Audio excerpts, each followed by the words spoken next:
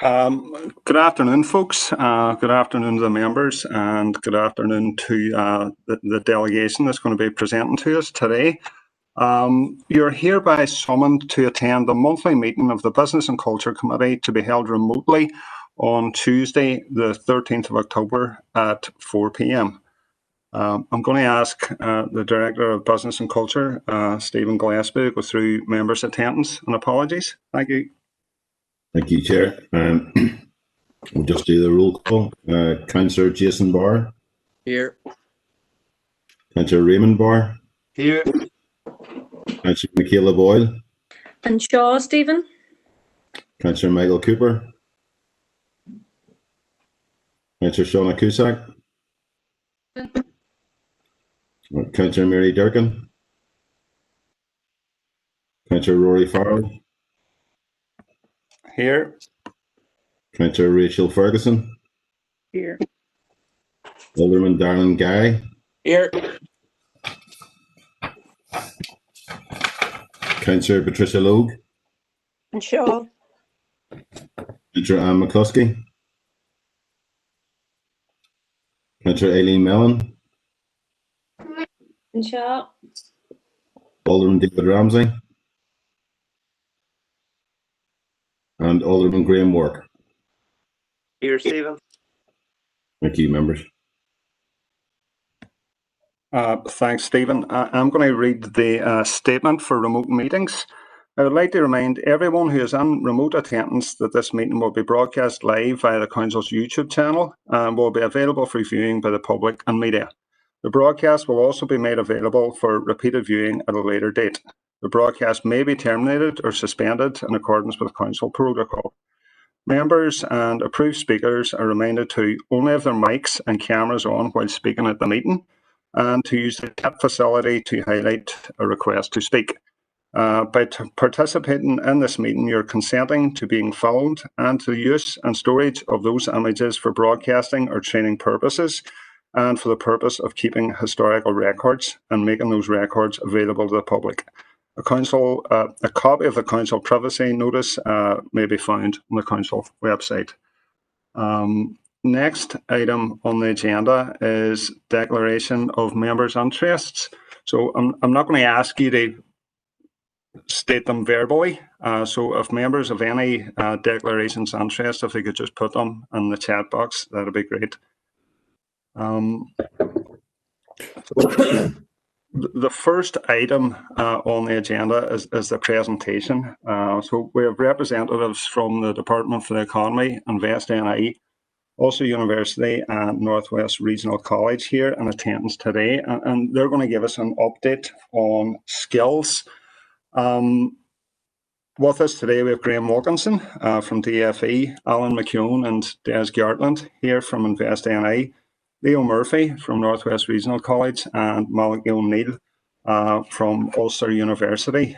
I'd just like to make a few points before we kick off.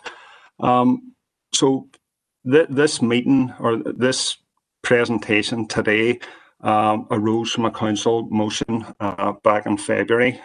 Council agreed to contact the Minister for the Economy regarding poor economic performance across our council area.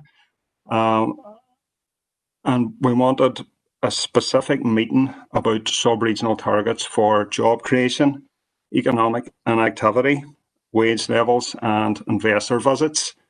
In July, the Minister responded, stating that she had instructed officials from Department for the Economy and Invest NI to attend September's Business and Culture meeting. And that was specifically about regional imbalance. Unfortunately, the delegation wasn't at September's Business and Culture meeting. Invest NI had agreed to attend, which was great, but there was nobody available from the Department for the Economy. So at September's meeting last month, we had a discussion about this. There was a suggestion from Invest NI that the delegation should include Ulster University and Northwest Regional College, and we said that's fine, but if those two key partners are coming, it should be about skills. and that any discussion about regional imbalance should be specifically with Invest NI and the Department for the Economy. So that's where we are. Just giving you a bit of background in terms of how we got to this place. So take it away, folks.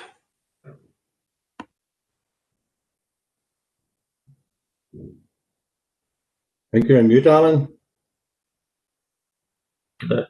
I'll say all that again then. Good afternoon, Chair and Committee, and thank you for inviting us along today. The reason why we brought the partnership together is because the ownership of driving forward the economy belongs to not one partner but to all partners.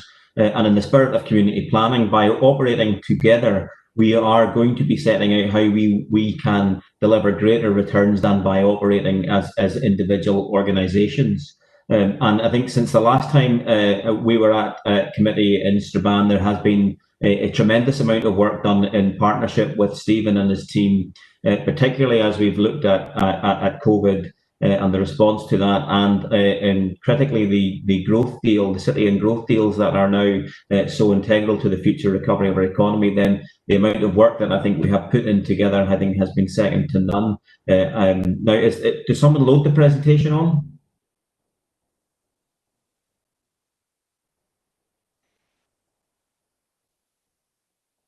Great. Thank you very much for that. When it comes on. Okay, we'll just quickly move on to slide 2, and I'll just cover the first couple of slides outlining what we're going to discuss. So next slide, please. That's great. So we're just going to cover very briefly, conscious how long this presentation is, and conscious that we want to get to the skills area. So we're going to go back one for me, please.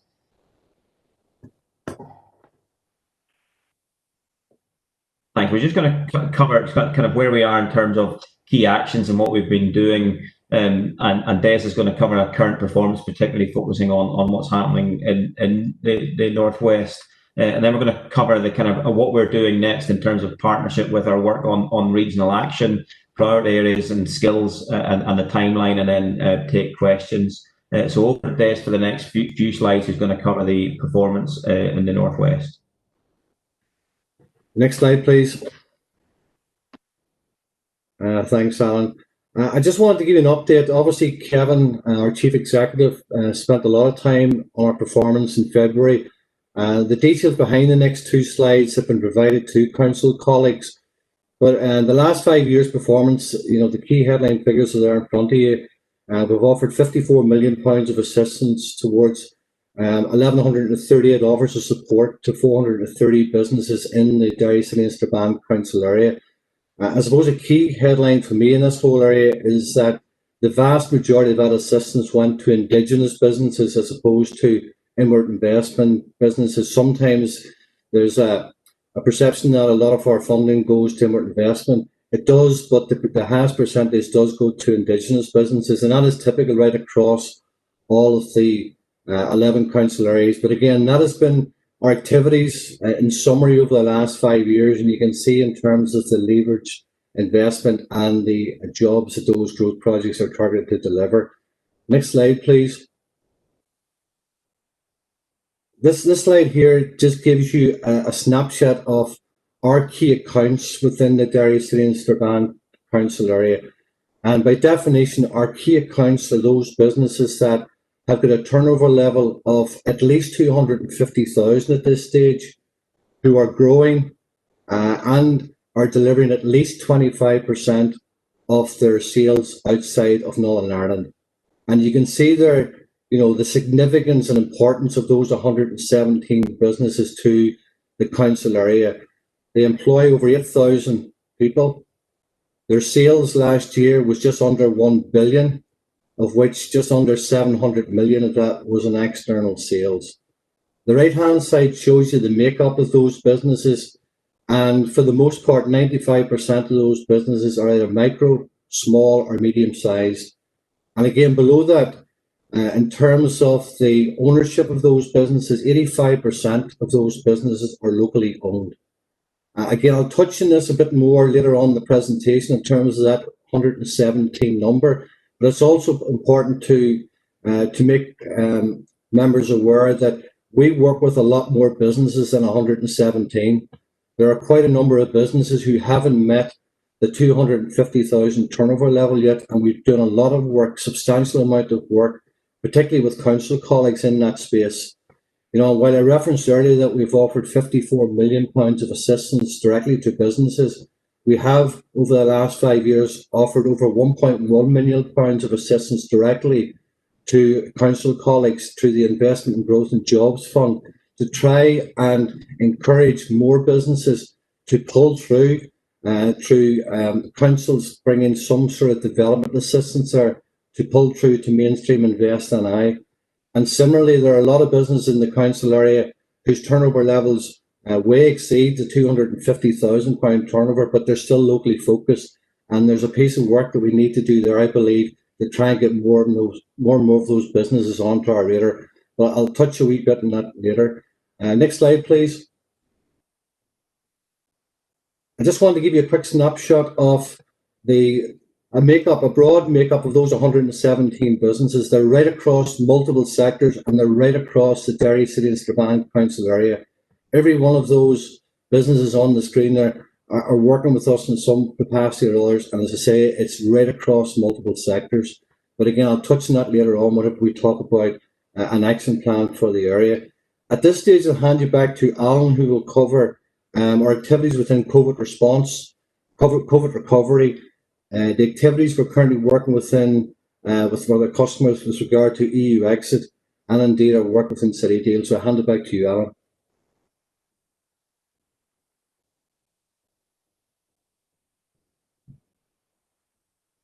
You're on mute, Alan. Move on to the next slide, please. Not like me to be on mute for long days, is it? No, it's certainly not. Okay.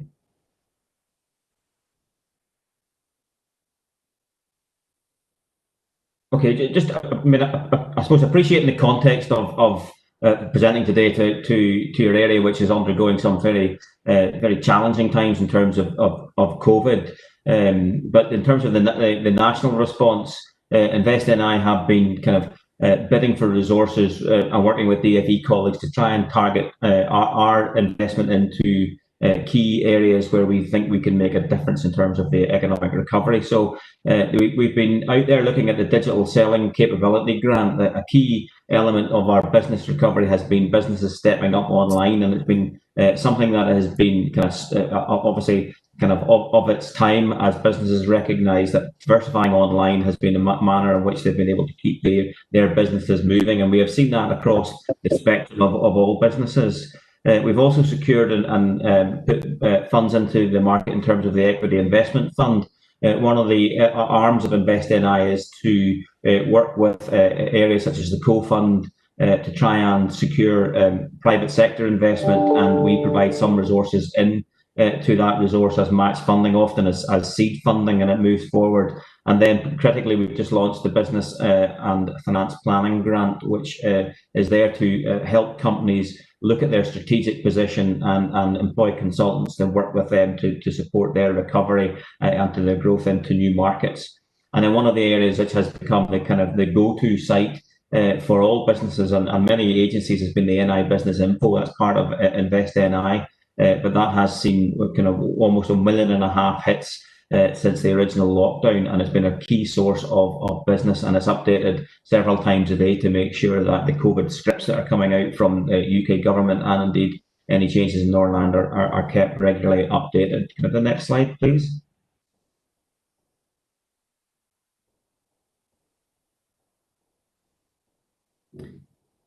Just very briefly, in terms of some of the volume, we've also been responsible for the delivery of the Micro Business Hardship Fund.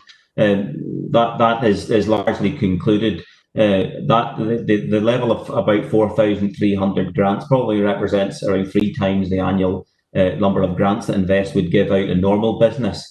So if you take that number of grants plus the work that we're doing, it's been an exceptionally challenging time for the organisation and moving resources around. We have dedicated somewhere in the region of about 3,250 staff days to delivery of the Hardship Fund, which has helped kind of companies that are not normally Invest NI clients.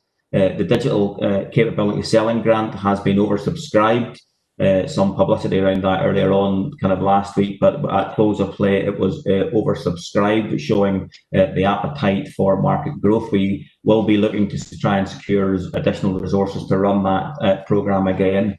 The equity investment fund is still kind of working its way through. So the number of applications submitted, whilst they look low, are because we have to work in partnership to deliver that grant.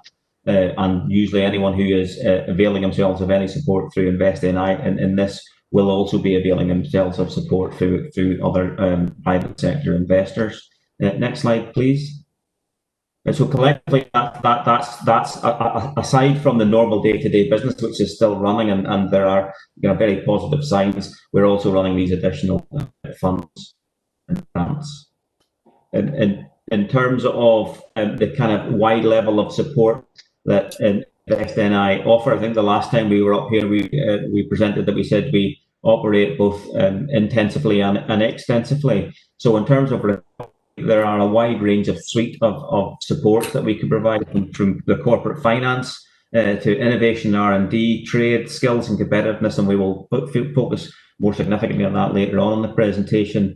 Technology solutions, the work that's done at the regional team with Des's team working to support the LED measure, working with colleagues in the council, reaching out to new startup businesses, which is critical to the lifeblood of our future business supply. And Des's team working with local businesses to help support those businesses as they grow, and particularly provide them with support as they look to innovate and kind of pivot and redesign as part of COVID. Much of which has been done in partnership with Stephen and Kevin as things move forward. And then we will obviously work with our partner, our property team, as we get kind of investors looking to secure new properties or looking to grow and expand in different parts of Northern Ireland. And we do know that property is a particularly key issue as we look to move forward, particularly in Grade A office space or smaller office space. And as we see a movement towards kind of working closer to home and working in more kind of smaller settings, then this is something that we will want to explore in partnership as part of the action plan. Next slide, please.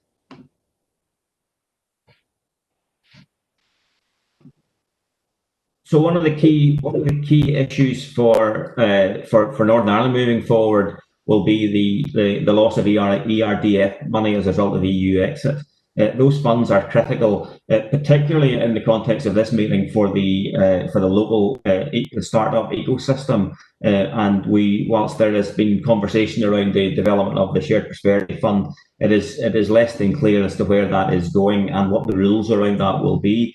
But in terms of Invest NI, one of the key areas that ERDF fund supports is around research and development and innovation, which is critical to the development and growth of the economy now, but also the future economy. And if we look at that later on in the city and growth deal work, then having sufficient access to research and development and innovation funds is critical to the development of new business ideas and the commercialisation of those, which again helps us go and sell the area and the region internationally.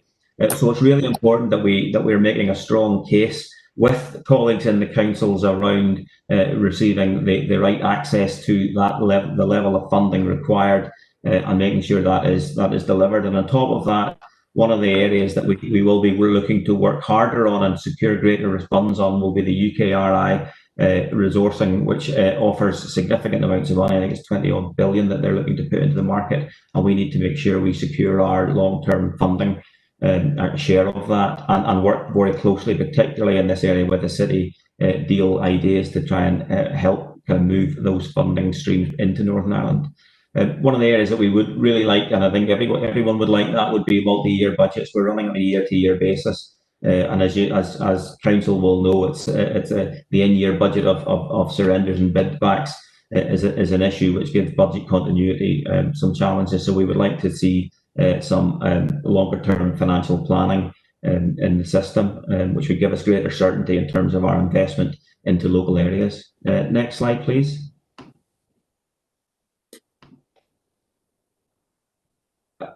Okay, as we look to now towards recovery, there are 8 key drivers that we're moving forward on and invest. You'll see them in front of you. I'll just very briefly mention each one of them. Growth in external sales is the fastest way of growing the economy, and as Des has highlighted in terms of the local statistics, there is a massive impact of external sales that helps drive the economy. I know there is often a focus of FDI, and whilst that is very important in terms of the economy and in terms of the vibrancy of the city, it's the external sales that help grow businesses and help grow businesses with greater salary levels above the PSM, which is again one of the key targets within the city, the community plan. So we want to spend more time on that as we look forward, because we see sales, and there are some really good examples of world-class industries selling to world markets and making a significant impact in the local economy. In terms of innovation, we want to again build an obsession for innovation across the economy. There is room for improvement in terms of our innovation in Northern Ireland, and it's certainly something that we will be keen to support as one of our key pillars. Similarly, the commercialisation of our startup industries.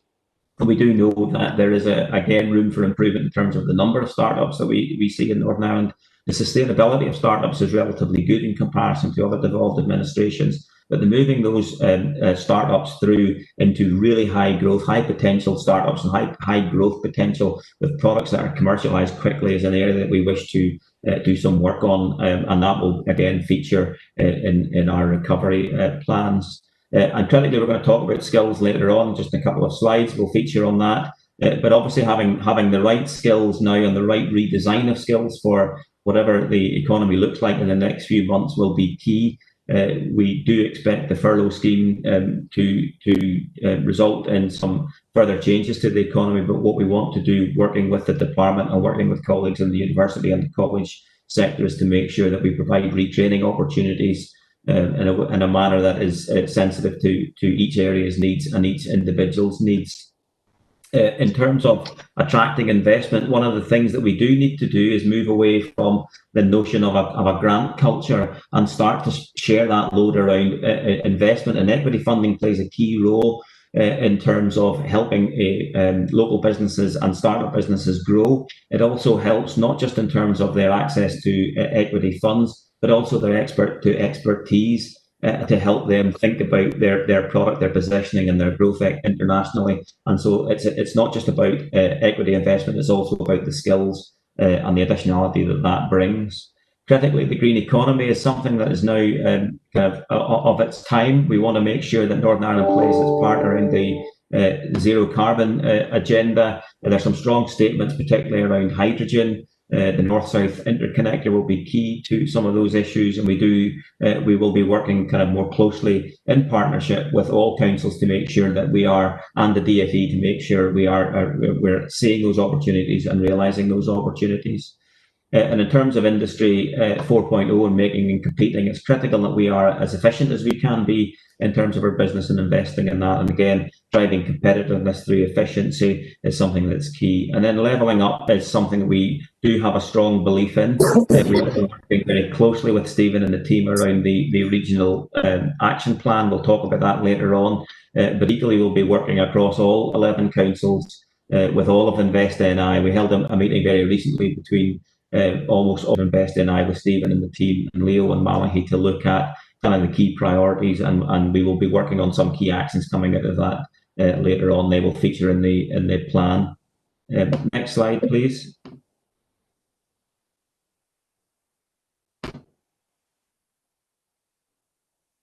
And obviously, EU exit is critical. It remains a very cloudy situation at this stage. Details are kind of emerging on a drip feed basis. Investors stood up its EU exit working arrangements, corporate working team. We are now starting to have our workshops put into the market, and anyone can sign up to those workshops. We have our EU exit preparation grant ready to help companies, and also the preparedness tool where companies can work through. We will also be training up staff to support companies when they look for the detail, alongside some critical information being put on the NI Business Info website. Can I have the next slide, please?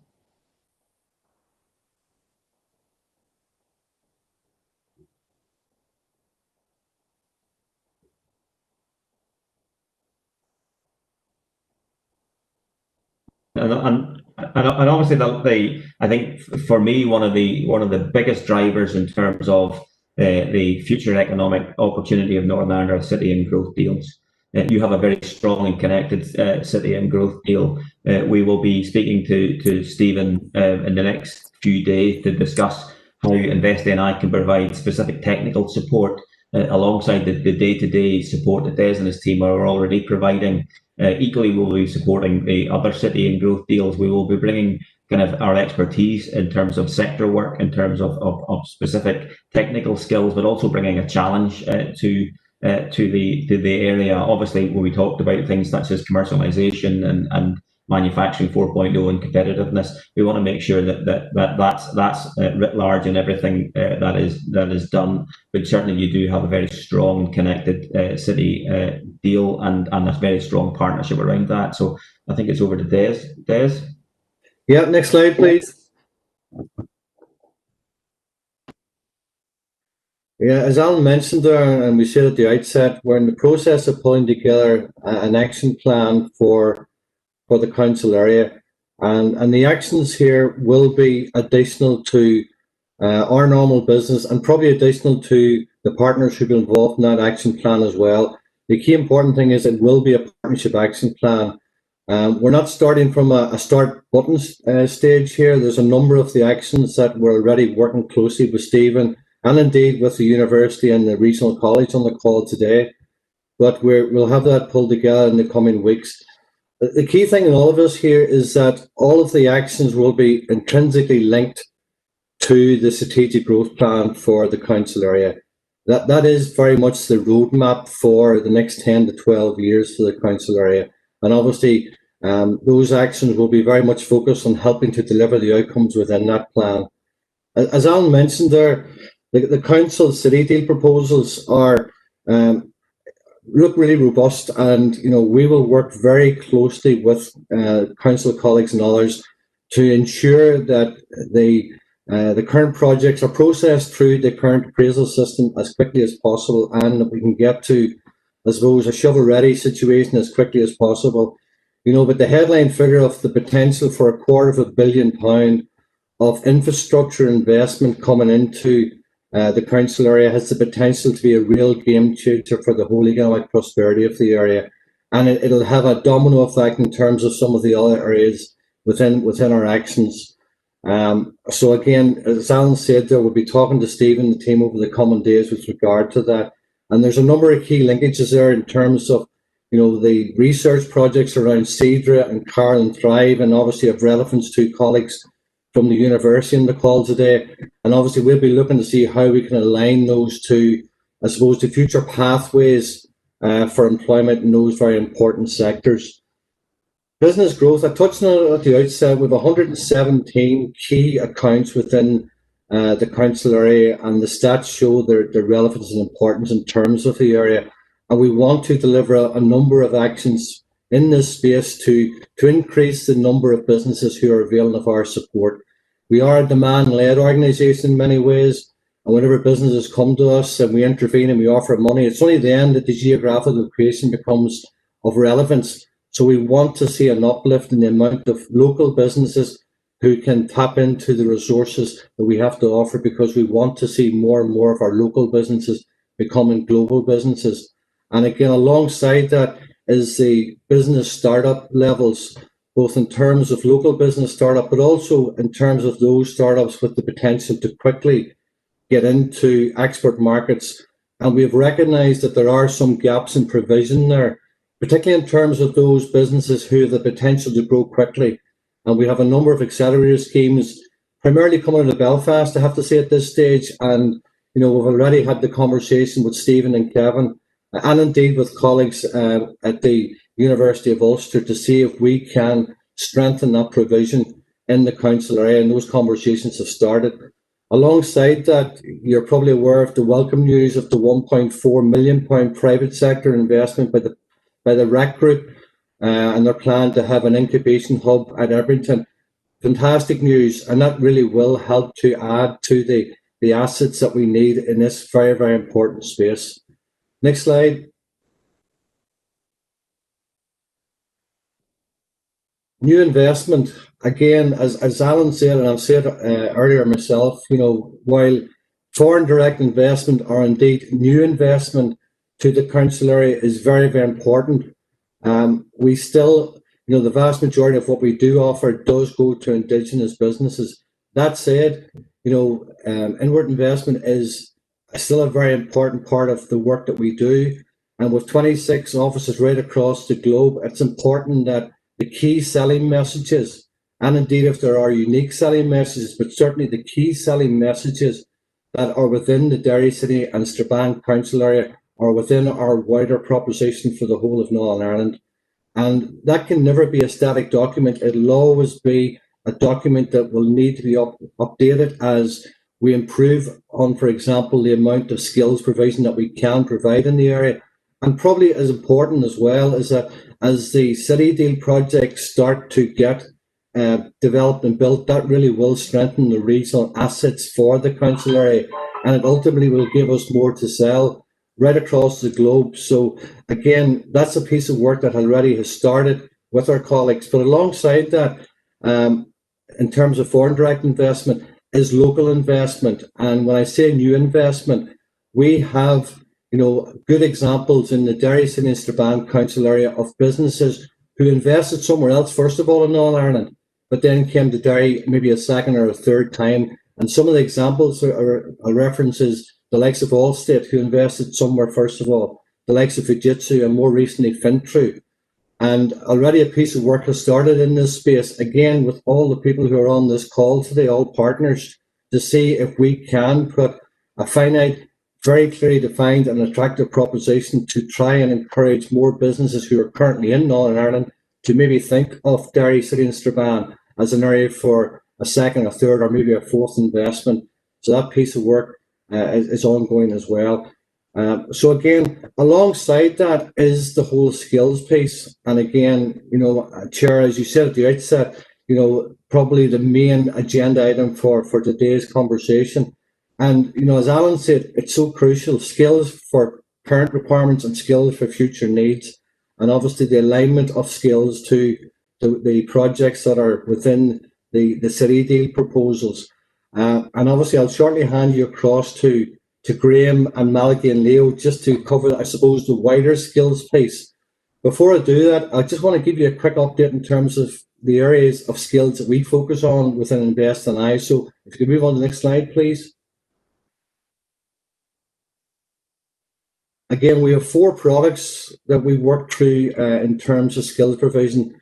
The first one is Skills for Growth program, and what that is very much internal skills program specific to businesses. So our customers come to us and they're looking to enhance capabilities either in current or indeed new areas to become and remain competitive.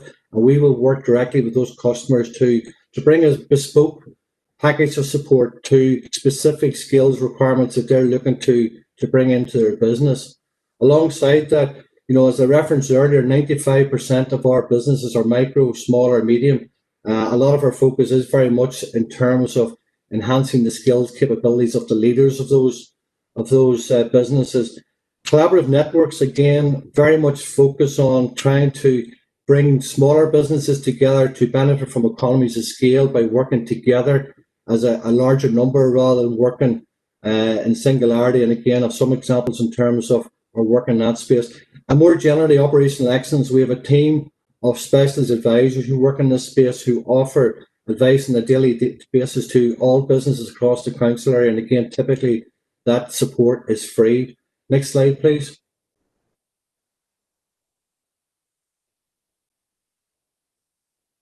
Next slide. And again, just to give you some headline figures across those 4 areas, over the last 3 years, we've made 37 offers to 34 companies in the council area specific to their internal skills projects to the tune of 2.2 million. And again, they've covered a range of sectors there, including advanced manufacturing, agri-food, construction, digital, creative, etc. Leadership programs, similarly, we've awarded 113,000 just over to 15 companies in the council area.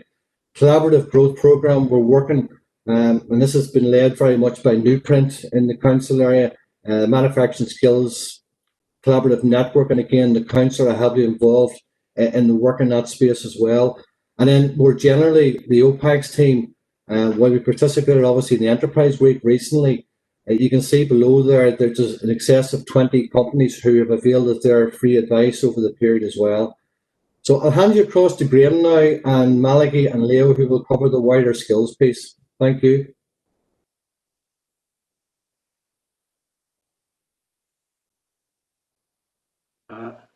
Thanks, Des, and good afternoon, Chair and members. Thank you very much for the invitation to come along to your session today. I don't think I've met many of you. For those of you who don't know me, I am the Director of Skills in the Department for the Economy. And my role within the department is very much focused on the development of strategy and policy in respect of skills. In particular, I'm leading on the creation of the new skills strategy, as well as a joint project with the Department for Communities looking at the replacement of the projects that are delivered through the European Social Fund. In addition to that, I also have oversight of a range of skills programmes, and I'm sure many of you will be aware of, and that includes the Assured Skills programmes, which has been very effective, as well as skills innovate us and bridge to employment.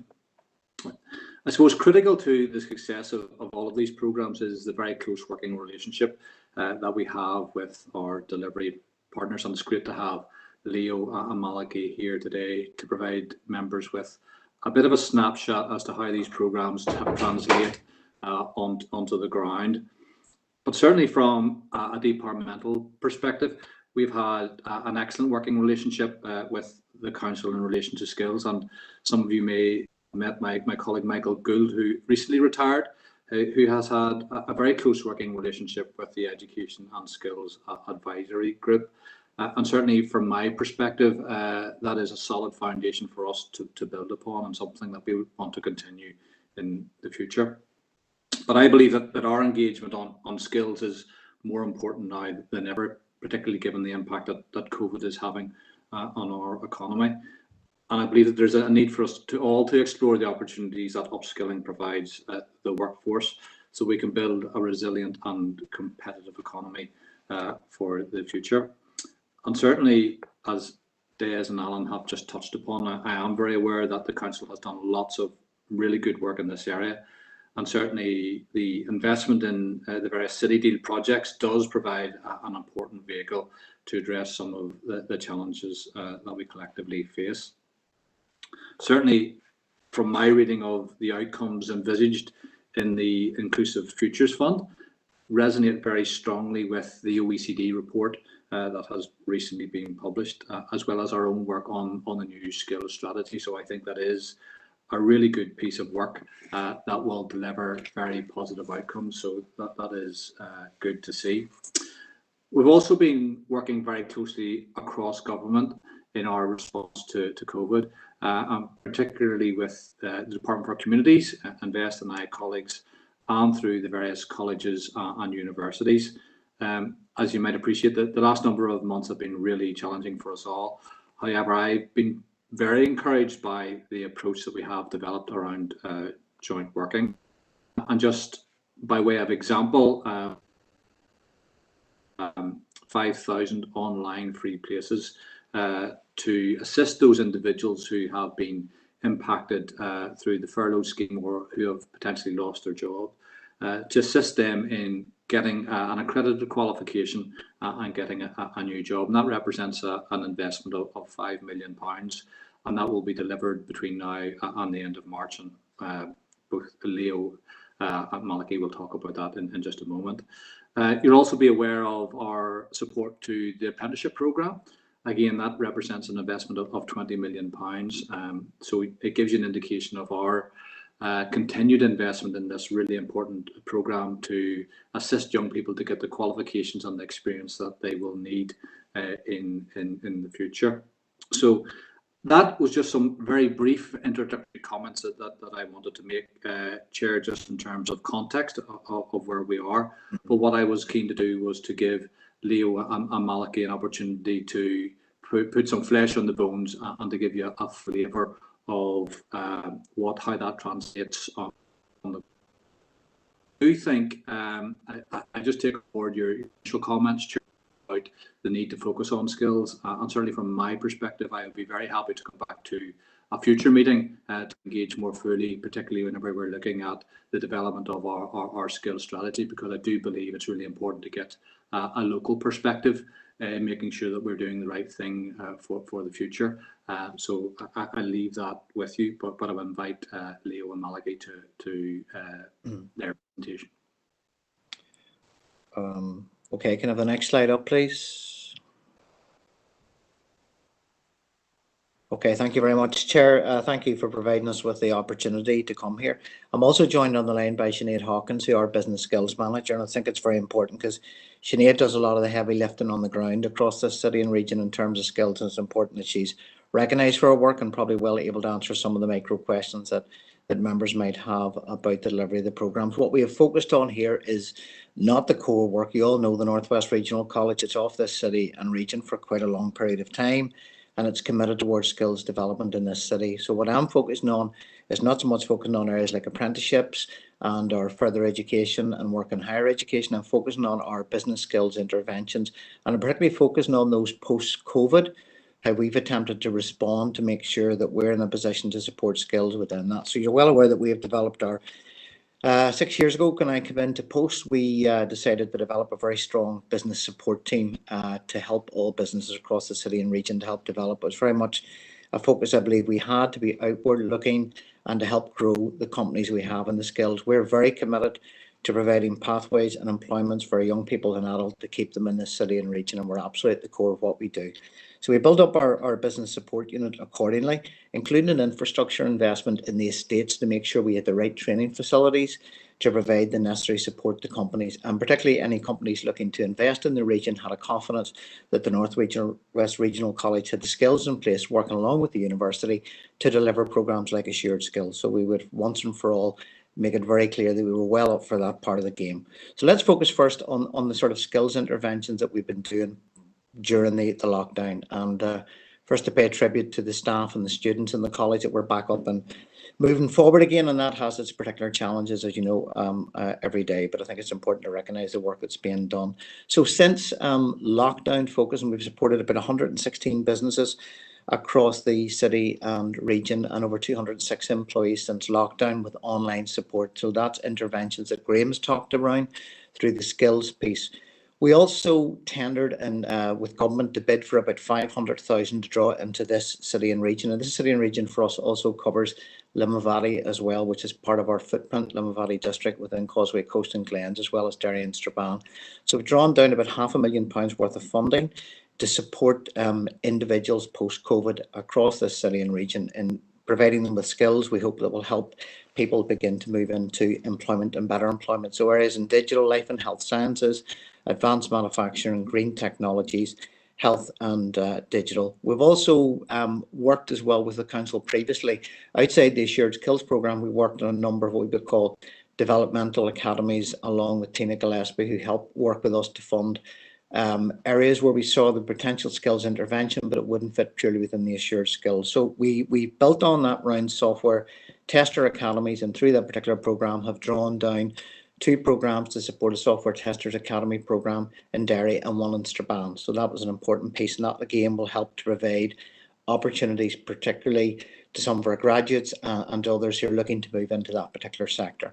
We're also developing a particular leadership and management academy associated to develop the leadership and management skills across the district. Do you want to take me to the next slide? Thank you.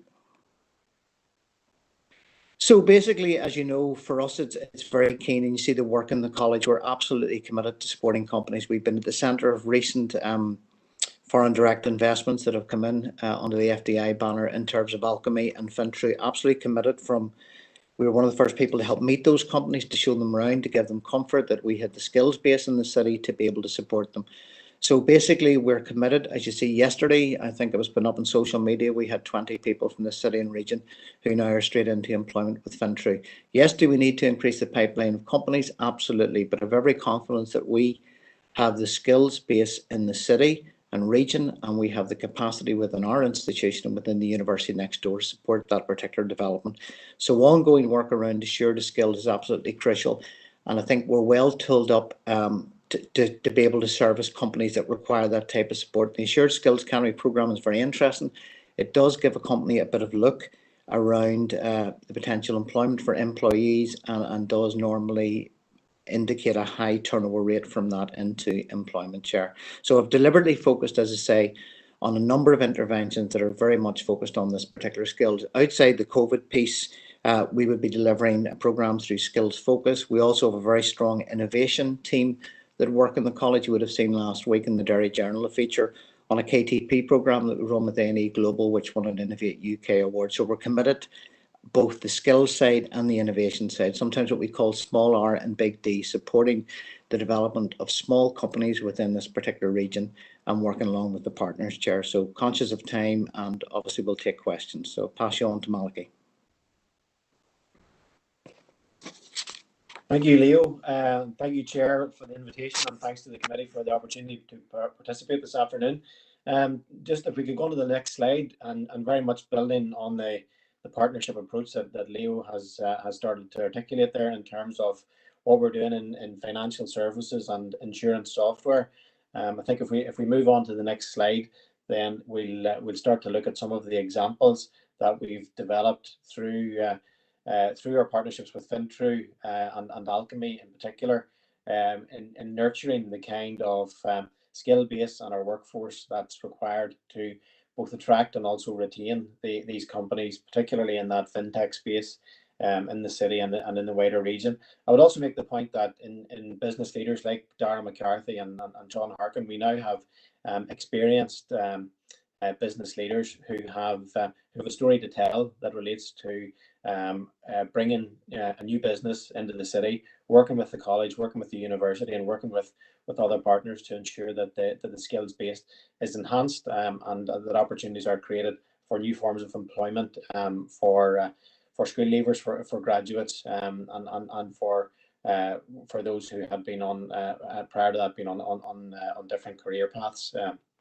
So these, it's important that we seize that narrative and involve ambassadors like John and Dara in selling what the city genuinely has to offer going forward. On this current slide, I've captured some of the different ways in which we have worked with these partners and with the college in recent times. Obviously, Leo has spoken to the Assured Skills Academy model. And I just would like to name check David McAree in our own business school at McGee, who has worked very closely with Northwest Regional College and with Sinead in particular to make sure that this provision is a sustainable model, is a fruitful model, and is an enjoyable and worthwhile experience for the student participants and for the business partners therein. I would also reflect on the tweet from Fintru at the bottom of the slide there, which reflects on the opportunity to undertake a BSc honours in financial technology using the HLA or the higher level apprenticeship model, and also how that featured as part of Ulster University's marketing campaign this past summer. The World is at Home, essentially encouraging students to opt for local third level options in making that next move in their careers. The reality is that the likes of Greg McCann, who's on the slide there, from who looks after Fintru locally, have formed that kind of part with the university that they can turn to when new opportunities arrive, and indeed reflect that in new conversations that Stephen Gillespie, Kevin O'Connor, and others initiate with businesses with the support of Invest in bringing new companies to this part of the world. Next slide, please. And then we in terms of future proofing the skills agenda, and again looking at that partnership model between the university and the college, we initiated, and Graham did allude to this in his presentation earlier, in terms of the places funded for postgraduate certificates through DFE. we ran a very successful campaign to recruit postgraduate students to a career enhancing opportunity in our own faculty of computing engineering and at the McGee campus, and we're able to fill the number of spaces available, and actually we're oversubscribed in terms of that provision in this recent development. I would reflect also on Magda Bulhock, who is based at CTRIC, but Magda is a brilliant example of how we combine research excellence in health sciences with what we're doing in terms of data analytics. And I know that Carl, our cognitive analytics research lab, figures very prominently in the conversations around the future of skills and data being the new oil, etc., etc. But the reality is that we have a genuine research strength in this space. Magda was charged with coordinating the island-wide, both north and south, tracker in terms of COVID. And it shows the kind of innovation, the kind of research excellence that can be also aligned to enhancing the skill profile of the city and region, and how the university, the college, combine in order to develop that excellence. And the next slide then, please. So in terms of that future-proofing agenda, obviously everyone is familiar at this stage with the City project. You're familiar with the data-driven nature of these innovation projects, but also how the School of Medicine and the Thrive Health Research Institute pertain to the enhancement of the healthcare space, but also how they're informed and enhanced by the development of the data analytics through CARD, and indeed the robotics and automation through CEDRA in terms of assisted living and enhancing the quality of life in that regard. And again, that ties into the strength that Leo and his colleagues have developed in the Dial Centre, Northwest Regional College in recent times.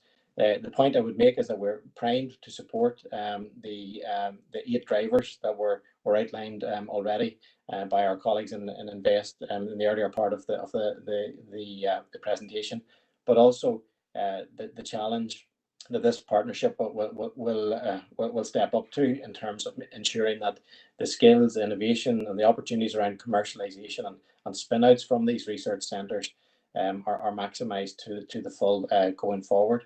This is all, as you can imagine, built on the world-leading research that's ongoing in the various faculties, and particularly in this case, I would highlight the strengths in the life and health sciences and in computing engineering and built environment. And Peter Devine, who is our Director of Strategic Partnerships and is essentially taking a leading role in the CARD project, will speak briefly to that on the next slide. Thank you. And thank you, Malachy, and thank you, Chair. And I'd just like to echo what Malachy said. When we were charged as a university to develop innovation projects as part of the City deal, we built upon existing strengths. We had very great strength in life and health sciences through CTRIC and the Centre for Stratified Medicine, led by Tony Pearson over in the Altnagalvin campus, through computing and engineering, particularly at the Intelligent Systems Research Centre, where we have a long history in artificial intelligence, 20-year history in artificial intelligence and data analytics, and also a long history in robotics. And I know many of the councillors and colleagues have been to see some of the fantastic facilities we have there. So we look for projects that were going to build upon that research excellence, but be able to be converted into economic impacts, which is what the City deals are all about. So what we have envisaged is a facility in Card that is going to be a physical building of 1,300 square metres, where companies can come and work in close collaboration with these researchers. There will be a challenge fund as well of £5 million, where we can fund and support collaborative research between academia and industry. And as I think it was Des that talked earlier about, it's both the multinational FDIs and also the local Indigenous SMEs. We're going to work with both. So the multinationals will be very interested in doing the collaborative research. And for the SMEs, we can work with them to apply artificial intelligence and data analytics to increase their productivity, which will increase in competitiveness, which will, of course, lead to increase in GVA and in job creation. And that's what we want to do. And in terms of feeding into those other pillars as well, we have a history in the Intelligence Systems Research Centre and across university, indeed, in creating successful spin-out companies. So that feeds into the entrepreneurship agenda. And I just pulled out a couple of examples there. Action Sense, which is a data glove. I'm working very closely with the rheumatologists in Ottawa Hospital for people with rheumatism. It's a glove that senses the movement. And then the award-winning neurotechnology company, NeuroConcise, which does brain-computer interface and can help people who have brain damage or brain injury to interface and communicate with their environment. So that's just a very quick flavour of the types of research that we plan to undertake and how we plan to support the innovation and skills agenda with both the large multinational FDIs and our local Indigenous SMEs as well. Thank you. Okay, thank you very much, Peter. If I could skip forward to two slides, please, and this will be the last slide. You'll be glad to know. I know you've got a packed agenda after this. Just move forward to the next slide, if that's okay. I think what you've got a flavour of today is just how closely we are working together and how interrelated our work is, both in terms of skills and growing the economy and supporting businesses, whether those are FDIs or their second-time landers in Northern Ireland. But we are very, very closely connected, and we are determined to make sure that as we move forward together. Our recent meeting with where all were attending, that Stephen chaired, highlighted the ambition for growth as one that is shared. We are all agreed that partnership is key. We have to work together, and we will work together. We as an investee ourselves as one link of the system, and in many respects, as we look at the city deal that you have and the opportunities that Peter has just outlined and Malachy outlined and we have covered, there's a fantastic opportunity in terms of creating a new economy in Derry, one based on kind of the most modern of technology, and looking at data, that we will look to work to support the development of those programs as they move through into the final business cases and get the money and get out of the ground, and then also to look at supporting in the normal way that we do when we get really strong and viable propositions, and then to sell the Northwest to the world. And it's really important, as Des has highlighted, that a strong city deal and a strong proposition enables us to sell the region and then to attract more investment, and that's really what we're trying to do. So in terms of that action plan, we're looking at a shared understanding, individual and collective responsibility, individual and collective actions. We're not looking to reinvent the wheel, but we're looking to collate a wide range of actions that we have already, and then to commit resources to the delivery of those actions. My view is, and my experience is, the relationships are incredibly strong. Sometimes you've got to work at keeping those strong, and there can be things that we have to kind of have difficult and tough conversations with, but the relationships are incredibly strong. There's usually a smile involved, a laugh and a joke in some of the meetings, but with a very serious purpose of growing the Northwest. We do view the city deal as a game changer, and the Future Fund will make a tremendous difference on the ground to tackling disadvantage and inequality in the city. But for us, we just leave you with the thought that working together is a priority. We share your ambition of growing the Northwest, of growing its economy, of reducing disadvantage and tackling that together. And that's exactly what we'll do, and we'll continue to do that over the next 1, 3, 5 and 18 and beyond months. So thank you very much, and we're happy to take questions. Thanks, gentlemen, for that very informative presentation. Before opening it up to the floor, I would just ask the councillors that we are inviting back the representatives from InvestNI and DFE to have a specific conversation about regional balance, about job creation, etc. So I would ask people to keep their comments focused on the skills element of this.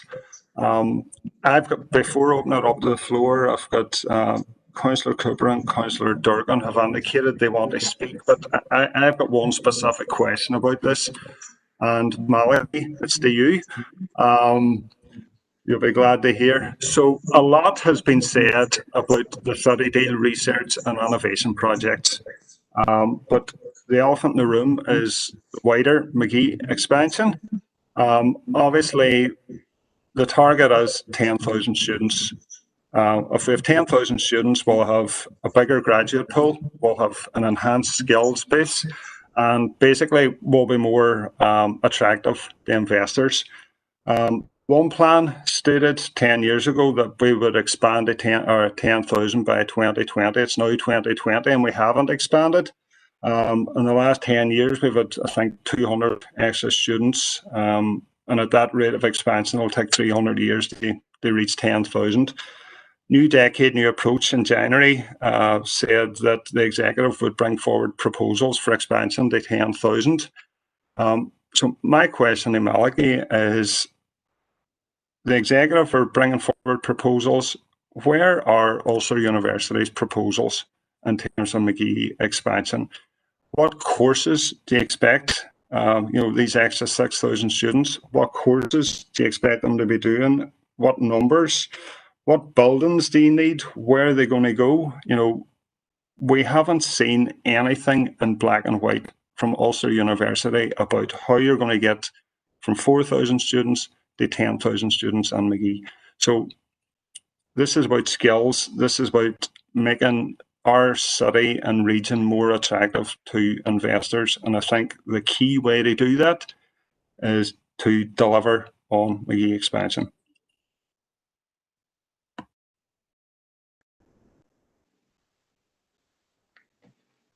Okay, I'm just being unmuted there, so I'll respond, Rory.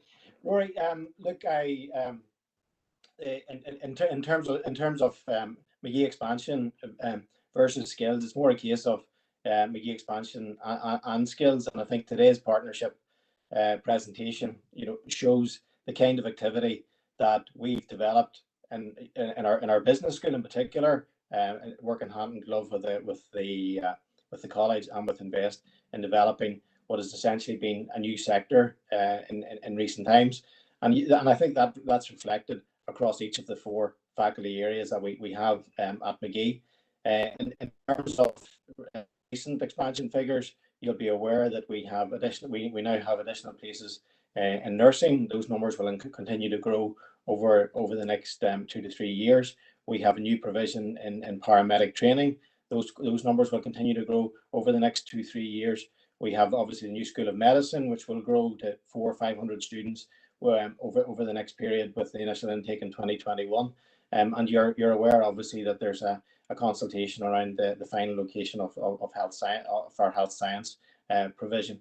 So in terms of where Magee growth is at present, that's absolutely where it is. What I would say is that what universities do is we deliver research informed and research-based teaching, and the 4 city deal projects that we've talked about, the School of Medicine, the Thrive, the Health Research Institute, along with CAR, the Cognitive Analytics Research Lab, and CEDRA in terms of robotics and automation, absolutely develop the kind of research, world-leading, internationally renowned research that ultimately leads to research and informed teaching, and ultimately means that your centre of excellence globally and regionally and locally, which is a place to be for students going forward.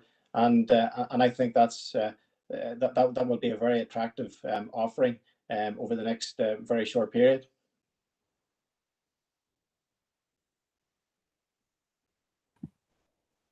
Thanks, Malachy. But does Ulster University have a document of how it's going to get to 10,000?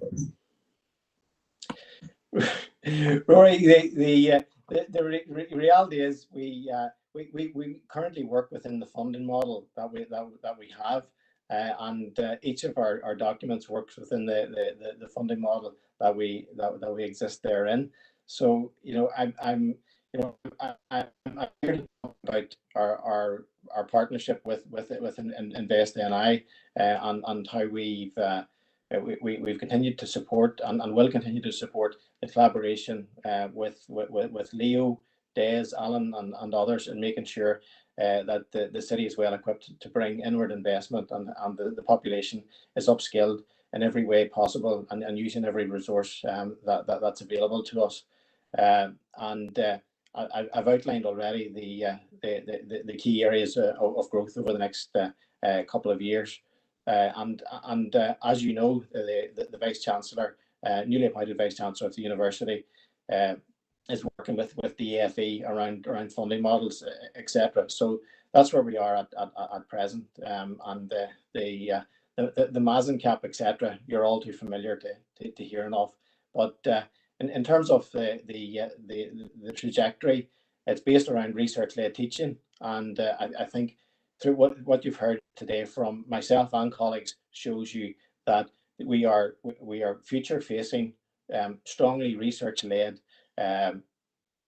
projects within CityD that actually continue to develop the areas of excellence that have been developed over a sustained period, particularly at our McGee campus, and that's why it's important for us to hear from the likes of Peter Devine in that cognitive analytics space to show the kind of world-leading research that sets this city apart and enhances the university provision therein. Thanks, Malachy. So I'm going to open it up to the floor. So the first and the key speaker is Councillor Cooper. Maggie, take it away. Thank you, Chair. And I obviously asked that this would be a dedicated presentation specifically on skills, because in my opinion, the sub-regional strategy or lack of it is something needs specific focus. And by the same token, the expansion of the university in terms of what both UU is doing and what the executive is doing is a dedicated piece of work in its own right, as far as I'm concerned, which is why the invitation of Professor Bartholomew to come in and address the committee is obviously still there. They come in and present on the plans that are being developed. We've met him ourselves already. A lot of what Malachy has outlined is what he outlined. We're doing further work in terms of the Dublin government around funding Mazen places from their direction. So basically that should be a piece of work on its own, as opposed to bringing it in at this specific presentation, because it needs its own dedicated focus. But we'll move on from that.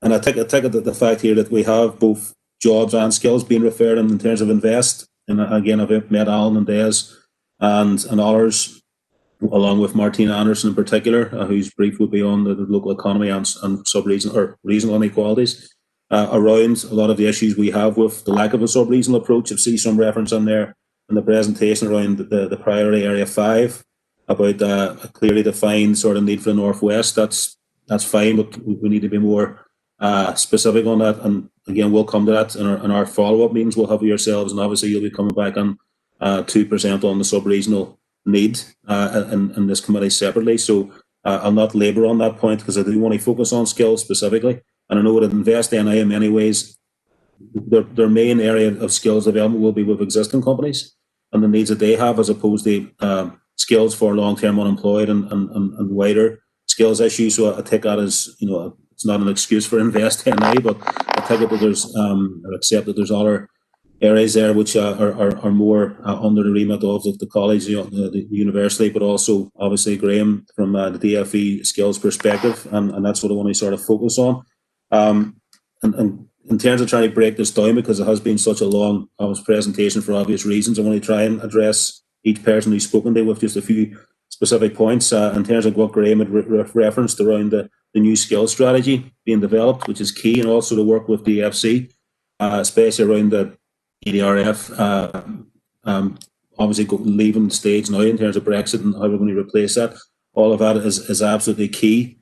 A lot of the focus we have as a party in terms of the skills strategies under DFE, and this overlaps on the other departments as well to a degree, is in terms of the monitoring and the targeting and sort of looking at people who are doing the skills courses, making sure that there's no duplication there, making sure that the targeting's done in a lot more focused way, and especially monitoring how those who have gone through courses, how they're then progressing. That sort of if you like, conveyor belt in terms of are they moving the level 3, level 4, which we still feel there's gaps there, and there's an element of duplication in terms of people taking part in courses. All of that, I think, it needs to be tied in a lot more, and that's through the skills strategy. Obviously, will be hopefully something that will be reflected in that. The reference to apprenticeship programs, all of that, we're absolutely happy, fine with that. But there's a number of issues we would have. Specifically, it's something that's dogged the Northwest in particular for not just the last couple of years, but for decades, is in terms of the economically inactive and the long-term unemployed. And from our perspective, it's key that we look at, in particular, the whole hand-holding in terms of some of those who have been long-term unemployed. We've run community works programs in the past, social investment fund, all of those have worked to a degree. Improvements needed, but we need, again, some sort of program to target those people, bring them back into the labour market.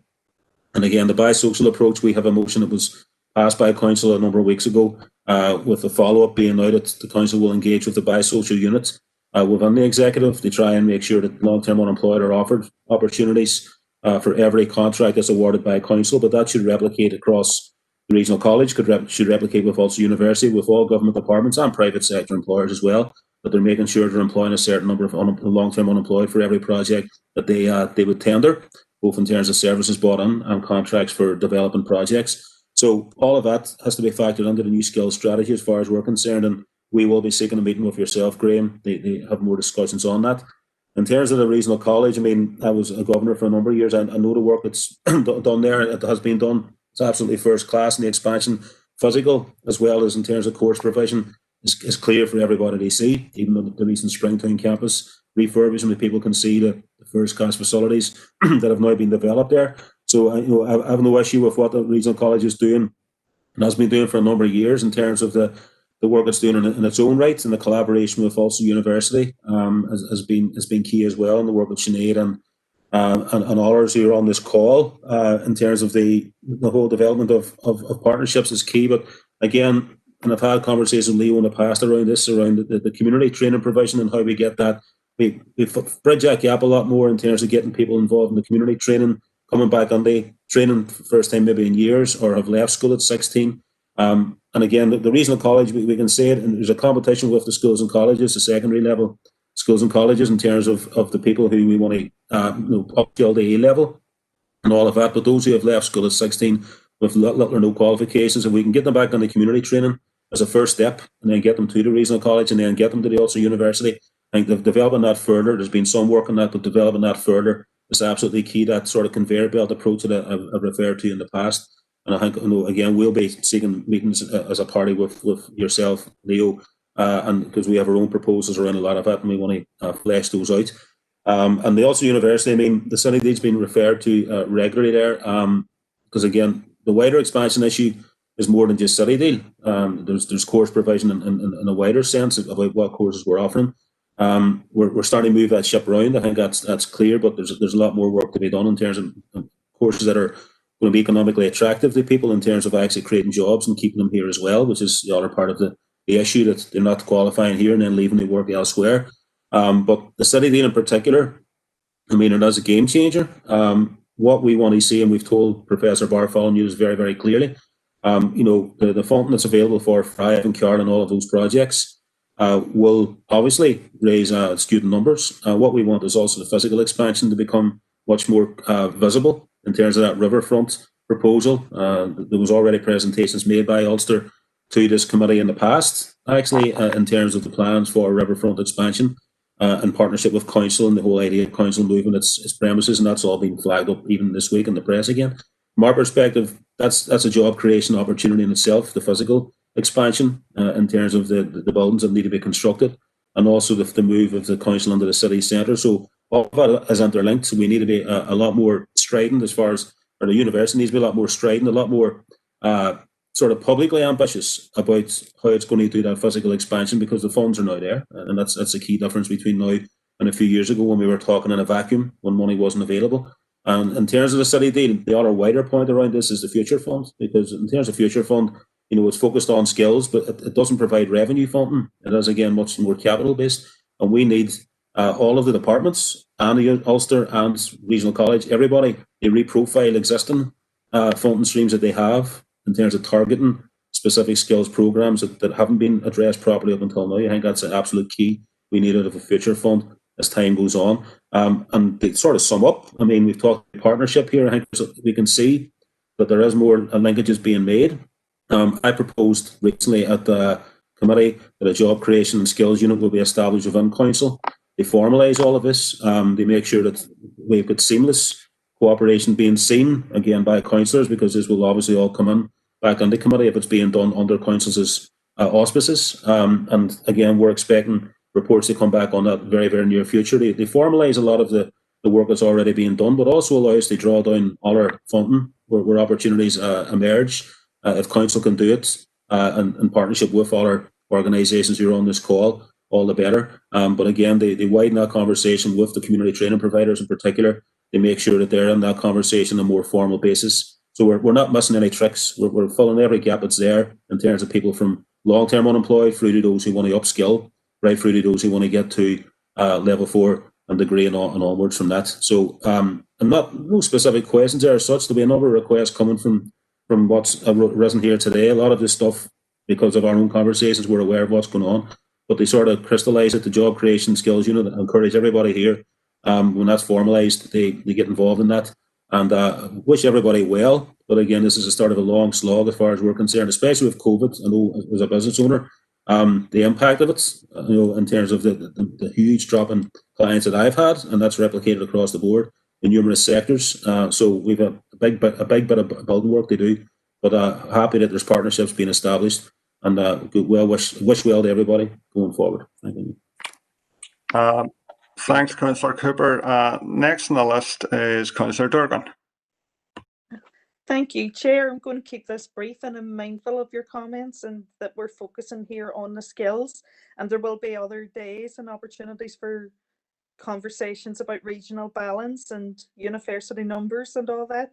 So yeah, and just to thank Alan and Des and Leo and Malachy and Sinead and Graham for coming, and of course we do really welcome the collaboration and all. Now my point now about skills, it's a general observation, and just it's a potential gap and something that can be looked at, and maybe the collaboration needs to be widened out even to other institutions. It's, in the diagram of the 8 drivers underpinning recovery, the green economy, and the green economy and green recovery is something that is talked about a lot, and we're looking at neighbouring regions and other jurisdictions where they're actually well ahead in terms of moving towards renewable sources of energy. And it's something that we are lagging behind on here, but climate emergency demands, and as a council, we're quite ambitious. We do need the strategies and the legislation coming from Stormont, but it's in terms of catching up with other regions and around the world too. So I just wonder, are there those conversations? I mean, I do know we've got, for example, in council, our energy officer liaises with the energy officers and academics across the world that do know that maybe in one of our universities here anyway, there would be the academic research and stuff on that. So it's about, there's an area where there's potential gaps, potential opportunities, and maybe that's where we should be looking at apprenticeships, but towards those new energies. So maybe something on Fest NI want to take the lead on in terms of which university or further education institution they examine this with. That's all. Can I just come in there, Councillor? I think the green economy is something that we know that ministers are very keen to explore.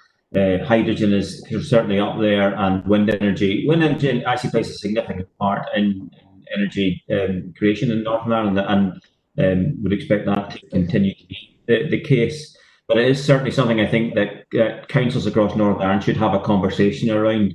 Which part of the green economy do you want to kind of play the part in, and who is engaging within that conversation? So I think that is something that we are keen to explore. It's something that ministers are putting more effort into. Would expect it to be part of the programme for government. But I do think that it is also something that with Stephen and with Kevin and perhaps with the chief executive, you need to have a conversation around what particular types of the green economy would you like to see in your regions, because there are different strands of the green economy, some of which are more attractive than others. So if you take, for example, creation energy to waste, that might not be one you necessarily want. So I think there are options in there.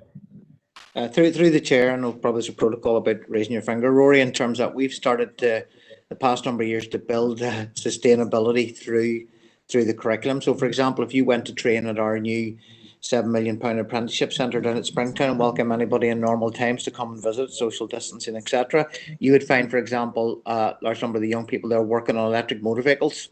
So we're going to flex whether or not it's better integrated through the curriculum at the moment rather than a standalone piece of curriculum. So if you're doing built environment courses with us, you're doing a lot of units around sustainability. So we attempted to build it into the existing curriculum to skill people appropriately for what the new look like. In Sinead's pot of money that she has drawn, she'll speak more about that. We have created a kind of a green energy piece in relation to that to try to build some more curriculum around it.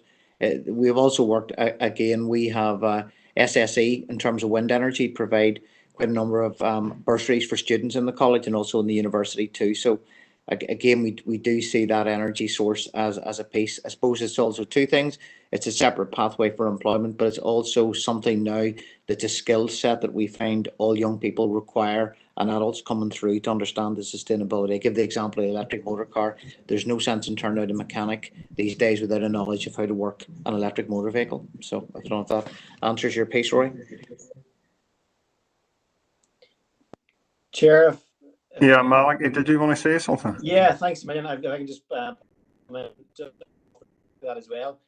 When we introduced engineering to the Magee campus in 2013, the sustainability was a big part of that drive, and actually the outcome of that is the CEDRA City Deal project. So when we established the Centre for Engineering and Renewable Energies, led by Dr. Justin Quinn in Liam Maguire's faculty, and working closely with people like Peter, who's on the call, it's renewable energies is absolutely at the core of that, and that's led to the kind of research that ultimately has put us in a position to develop the CEDRA proposal. But absolutely the green economy and the kind of courses and provisions and expertise in sustainability would be very much central to our future curriculum planning, and the relationship with SSE that Leo mentioned is obviously one that's a vital pathway for students in terms of widening access. May I just add to that, if I can, Chair? Peter here. So to just add to that, and the across engineering and computing. So we're doing some projects with energy firms on KTPs around modelling of energy as well. And if it were of interest, I'd be happy to bring into it our Centre for Sustainable Technology under our faculty as part of the built environment. We have some real world-class research going on sustainability and sustainable energy through our Centre for Sustainable Technology. Okay, Mary, does that answer your question? Great, and we can follow some of them responses up. Thank you very much, everyone. All right, cheers. So you'd be very welcome to visit, and any other council colleagues in due course, obviously. Okay, Malachy, Chiefy me go who. All right, so next indicated speaker is Councillor Ferguson. Thank you, Chair. And Malachy, I might take you up on that offer too. Thank you all very much, Des, Alan, Graham, Sinead, Leo, and Malachy and Peter, of course, for the presentation. I'm not going to chat too long. Just a few things came up for me. Obviously, Leo, working in Northwest Regional College, you have your finger on the pulse of the young ones coming out of school. You've got ones coming back to train. You kind of can see the employability, what people are retraining for. But you also know what's needed for the next step to we always talk about the skills base and how we can't get investment here within our region because we don't have the skills base. I just wanted to know from yourself, what do you see the potential barriers? What kind of support you need within the area? I must say, I have to say, I don't know if it has to be a conflict of interest here, but my other half works in student services in the tech, so I do know quite a bit of some of the stuff you do. I hope she's And working then, from home. well, he's on wearing his mask and all at the moment, and Good, working good, with good, students good. definitely.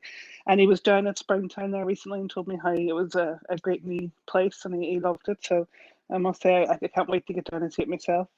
The other Yeah. thing was out of curiosity too, Malachy. You said about the upskill free online courses. Obviously, the 500 ones for anybody on furlough. I'm wondering, do you have a breakdown regionally where they are being taken up? And obviously, that closes tomorrow, and some of that is around the green energy and the psychology. And I wanted to know whether or not there was much of an uptick here. Maybe there needed to be a push from certain areas. But that's it. And thank you all very much. Yeah, actually, the breakdown, the regional breakdown, might be best delivered by Graham or one of our colleagues from NWRC. But from our own perspective, and it's actually in Peter's discipline area, within his faculty and school, we were delighted by the uptake, and as I say, it was oversubscribed, and Peter might be able to provide a little bit more detail. Yeah. Thank you, Malik. I just have the numbers here. So the school at McGee was allocated 100 places in phase one. And actually, it was oversubscribed. Other places didn't fill all their spots, so we got extra spots, and we filled 121 in phase one. And phase two is underway now, and with 57 offers accepted so far on that one. Through the chair, just to come back to Rachel's query, and you're very welcome, Rachel, particularly when you have family commitment in the college. In relation to that, what I would say, Rachel, what we're finding, we're extremely committed to keeping our young people and adults in this region, okay? And to do that, we have to create jobs and wealth for them. And there is a draw at the moment away to large conurbations. Now, post-COVID, some of that may be well thought through, but we have to make the city an attractive and vibrant place to live for young people and adults, and we have to provide jobs. So the skills, to me, are for skills for, classically to help people get more and better jobs and help people into employment. What I would say, the talent we have is exceptional. I mean, yesterday 20 of our young people and adults took up employment automatically in Fintry. So the skills are here.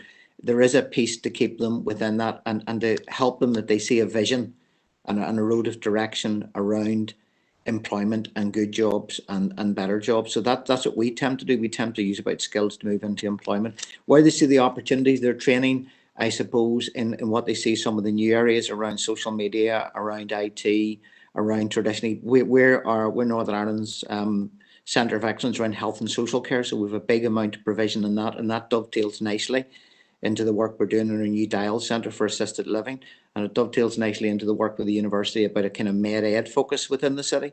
So for us, it's trying to make sure that young people see jobs and opportunity. We're absolutely, ourselves in the university are committed to keeping our young people and adults in this city. You'll know if you read my social media, I'm regularly on about it, and I want to see them stay within the district. And it is a challenge because it is sometimes the draw to large urban centres, but I do think actually post-COVID there may be a move back to smaller cities, and I think we should maximise our opportunities around that particular piece, and certainly look forward to chatting to you in more detail.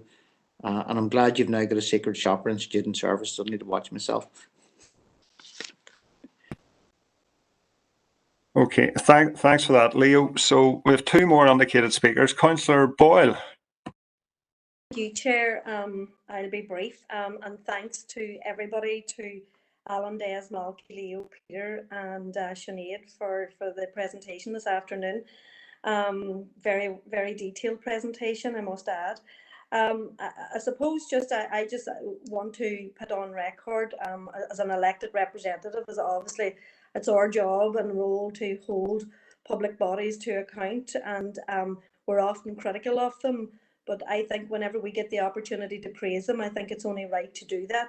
And I want to just pay my thanks to Invest NI for their input and support shown to me recently in terms of getting issues resolved locally in terms of business assistance here in Strabane. So I just want to record my thanks to Invest NI for that. And I suppose maybe a question to Des or Alan, just around the business setup, startup, the entrepreneurship, in terms of developing the ecosystem for promoting enterprise awareness.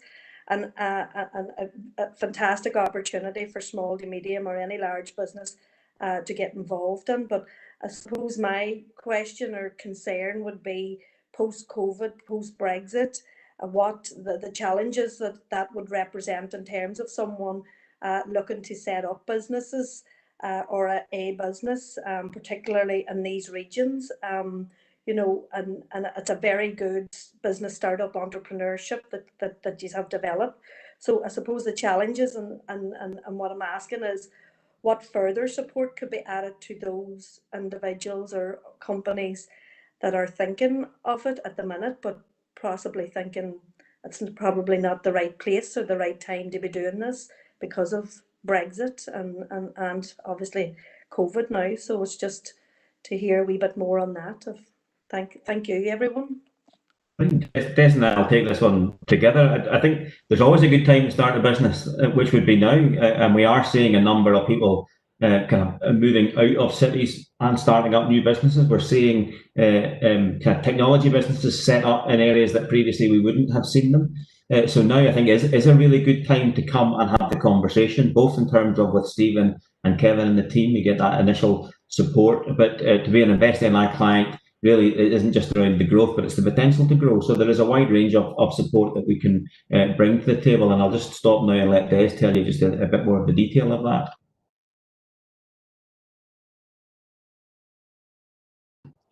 Mute, Des. You've just done what I've done. You're on. Go off mute. Apologies for that. We're very busy at the minute, especially in this startup space. You know, we're seeing evidence right across the north of people who had thought about going into self-employment, never took that step, but now circumstances have changed and COVID has been a factor in that. And we're now starting to see evidence of people saying, right, I'm going to go for this now and I am going to start my own business. The pipeline is the important thing here, Councillor Boyle. You know, I'm making sure that it's joined up. We have a lot of people in this space, you know, all have a very important role to play. And that's ourselves, that's the council, that is Catalyst, that is the enterprise agencies, both in Strabane and indeed in Derry, you know, and everybody's doing really good work, but it could be better joined up. In addition to that, you know, and again, these are conversations we've had already with Stephen's team and indeed Malachy's team at the University of Ulster. There's a recognition at this stage that some of our better startups, you know, would probably remain in Derry if they had the facilities to stay in Derry in terms of that wraparound support, that at this stage they're having to look further afield to get that. Now I'm saying that in one breath, and the converse that is COVID has moved into a space in terms of remote working that wasn't there 6-7 months ago. But certainly in terms of that ecosystem, and it sounds a very fancy title, but it is joining up the pieces of the jigsaw to make sure that one, businesses understand exactly what support is there, but two, there's a clear pipeline of support right through from local through to export businesses. And that's the piece of work we're working on.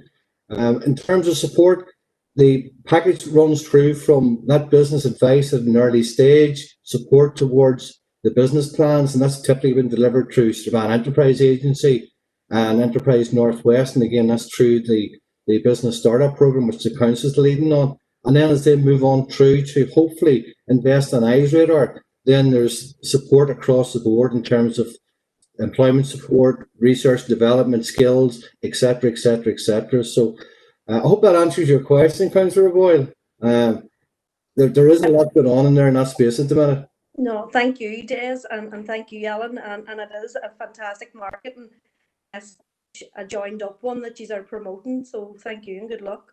Thank you. Well, can I join that myself a little bit further? Because there's an absolute critical role that Leo and the colleges play in terms of whenever we look for innovation and we have innovation vouchers, then Leo and the team step in and provide that vital service. Leo, do you want to just add to that? Well, what I say often that we have a kind of strapline that we want to see every small, hungry business across the city region knock the door of the college first. So as well as the skills pathways, which Sinead's team applies, we also provide early interventions around innovation. So you'll see our work done around food innovation in the food centre, our work run down our product development centre. So a lot of small companies will use us for what we call first step innovation, and that doesn't have to be blue skies research, but it can be enough to make them help them do that product development. So work around prototyping, work around product development, work around helping a range of companies this, whether to digitise is what we do. So there is a kind of continuum, and then, Councillor, I mean, the next step, obviously, they might move up, and I give an example at the start there of a company like NE Global that we've worked with locally to help them through their KTP programme. So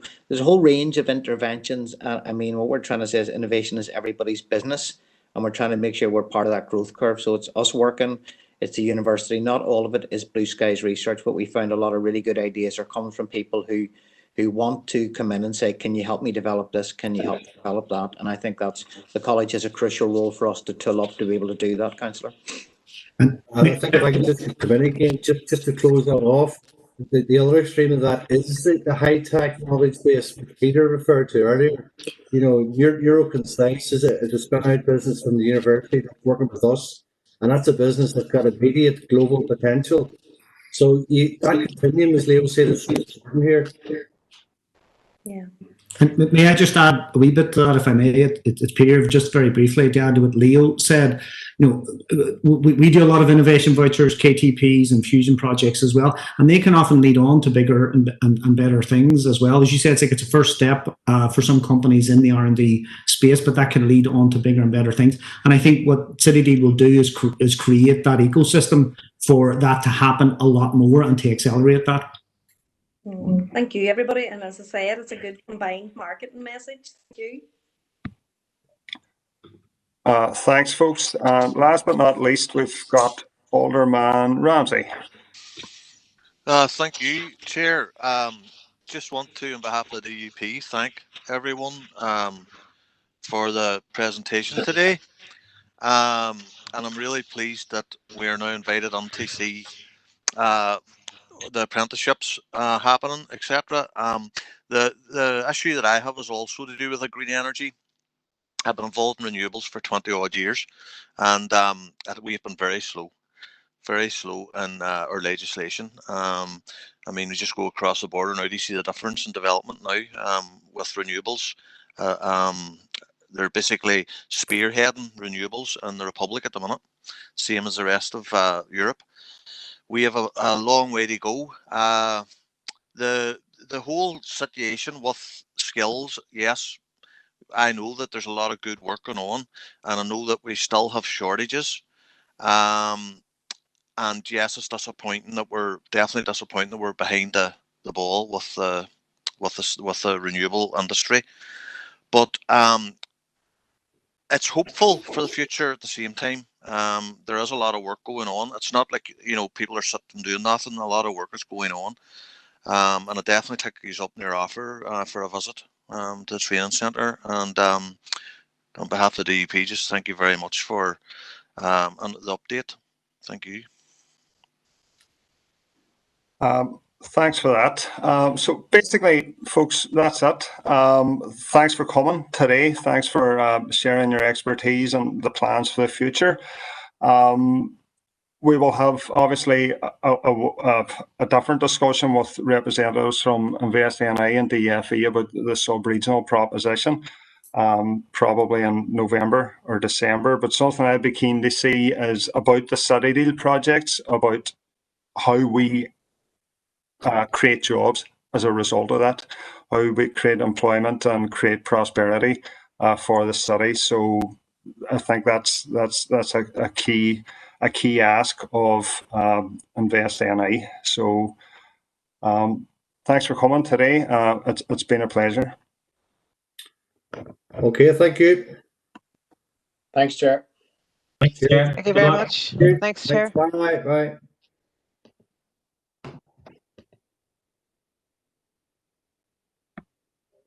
Right, folks. In terms of Chair's business, I have three brief things that I want to raise. One is about the recent restrictions on Derry and the hospitality support grant. I just want to note the leadership shown by the Mayor, Brian Tierney, and the fact that he has contacted the Chancellor of the Exchequer to ask for a better package for Derry and Strabane. The feedback from businesses that is that it's insufficient, and I would concur with that. So I'd like to congratulate Brian on taking that sort of proactive step and contacting the Chancellor to ask for a better deal for the people across this city and district. The second item is about the budget announced in Dublin today, specifically about the €500 million that's going to be committed to cross-border projects over the next 5 years, and that's going to be led by the Shared Island Unit. Specifically, there's a commitment there around the A5, and there's a commitment there about university expansion. So I've got a proposal here. So I propose that we write to the Dublin government to welcome that commitment, and that we seek a meeting with the Shared Island Unit to discuss the projects that have a direct impact on our council area.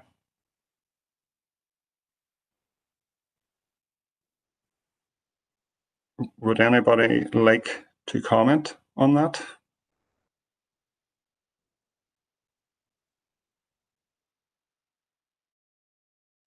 No? Everybody's okay? Yeah. And the third item I'd like to raise is about the support for arts, culture and heritage organisations.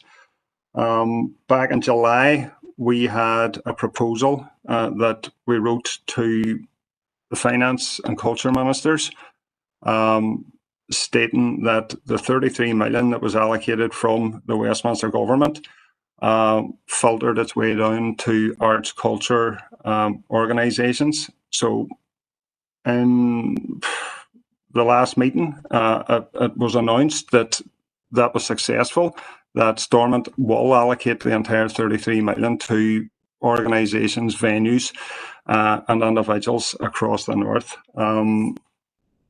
The second element of our ask was to ensure that venues, organisations and individuals across this city and district get a fair share of that funding.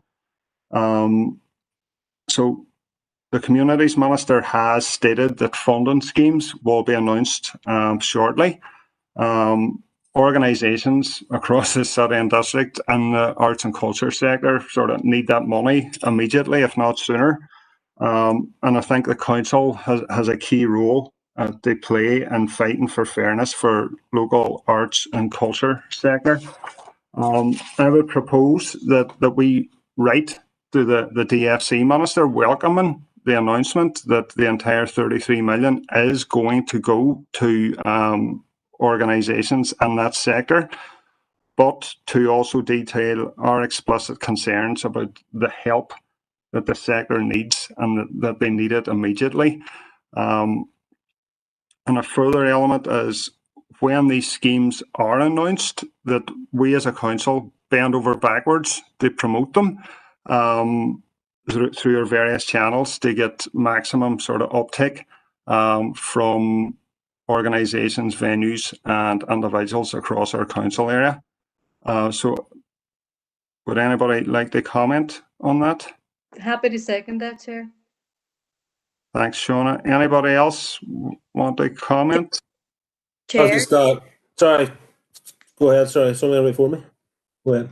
No, it's okay. Go on ahead, Mickey. It's only me. Sorry, go on ahead. No, just Chair. And I've said this before that the committee when this was raised previously. The minister, as a former DCAL minister, with a very, very strong interest in terms of developing the arts sector in the Northwest. That's been clearly demonstrated in the past through City Culture and the legacy of City Culture. I mean, the minister, you can take it as read. The minister is well aware of the need of the sector and making sure that that funding is rolled out as quickly as possible. Because of the fact it's been awarded through Barnett's and all of that, there's obviously admin issues arising from that. We want to make sure as a party that the minister gets that money rolled out in terms of that programme ASAP, and we've stated that publicly, reiterated again here today. So there's no issue in terms of her knowledge and awareness of what the sector needs in terms of the timescale and getting that support in place. I didn't think there's a proposal needed around council bend over backwards. They highlight the organisations in the sector that the money is available and will be drawn down. I know as a member of the Arts and Culture co-design group for the council in terms of meeting people from the sector and chatting them on a regular basis. I know that they're chomping at the bit to draw the money down, so hopefully raising awareness of it won't be an issue because they're already seeking that information as soon as possible. But every councillor here, as a matter of course, should be promoting the funding the minute that becomes available. Links to the application forms, to the application process. So I mean, the ticket is read as far as I'm concerned, not speaking on behalf of the Minister, but having worked with her for a number of years, that there's no issue about the Minister making sure this money is available to be rolled out and drawn down as soon as possible. Thanks, Councillor Cooper. So Shauna seconded the proposal regarding the arts and culture. Can I get a seconder for the shared island unit meeting request?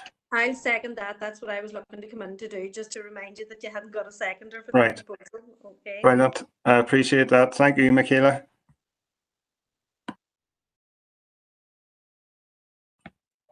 Right. On to the right. So minutes from the September's Business and Culture meeting. Accuracy.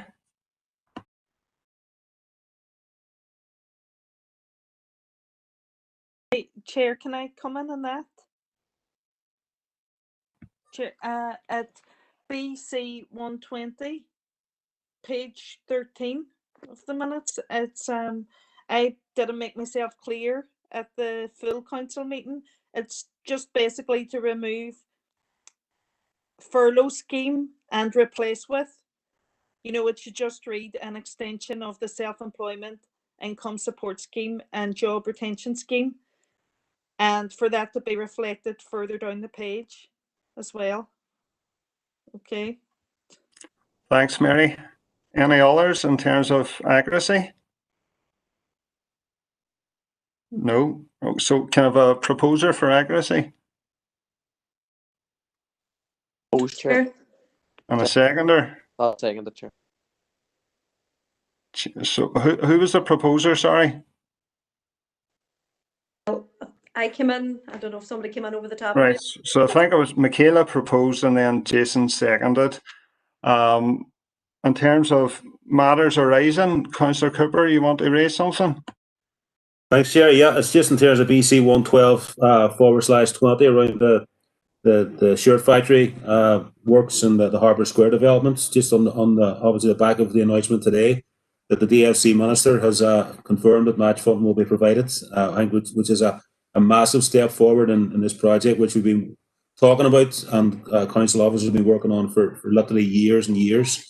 The fact that that money's now been confirmed will be a massive step forward in getting this actually the construction phase, getting it on the ground, and obviously provide the fitting tribute that the shirt factory workers deserve and have been lobbying for so many years. So just like to record our thanks to the Minister for confirming that funding is now being made available.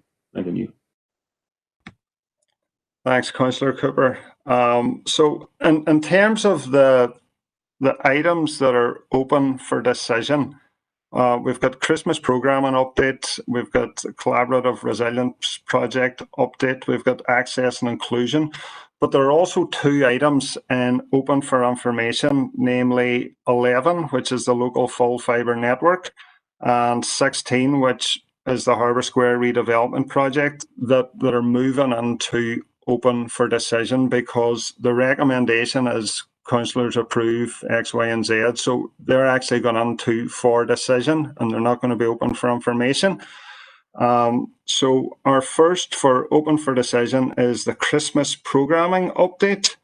Sorry, Chair. I have it on the board there, so I was typing it on. You come on. Oh, sorry, Graham. Sorry. I don't know, Chair, if we get within this one, but I was just going to put it forward because obviously it was brought up on the last one. It would be BC 119/20, and it would be honestly the Christmas market. Now, in the interest of public health and safety, I think the committee probably could come to agreement today. Obviously, we've seen the Belfast Christmas market today. We've heard reports now out that that's more or less stopped or cancelled. So can I propose, can we cancel the Christmas market up and coming from the 5th of December this year, so it doesn't put more work on the council officers or leave us running up, obviously, due to high numbers of COVID at the minute, and it's in the interest of public health and safety.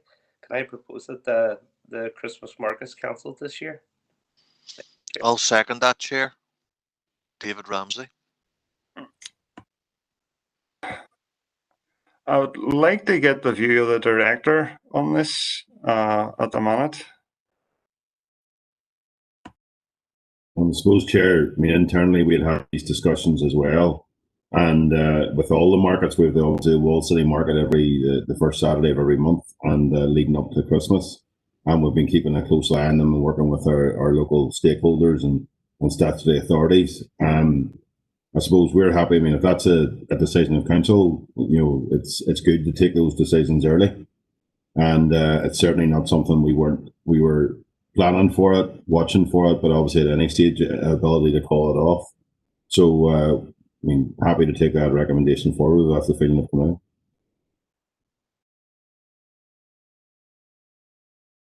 Can I come in there, please? So, yes, Patricia. Aye.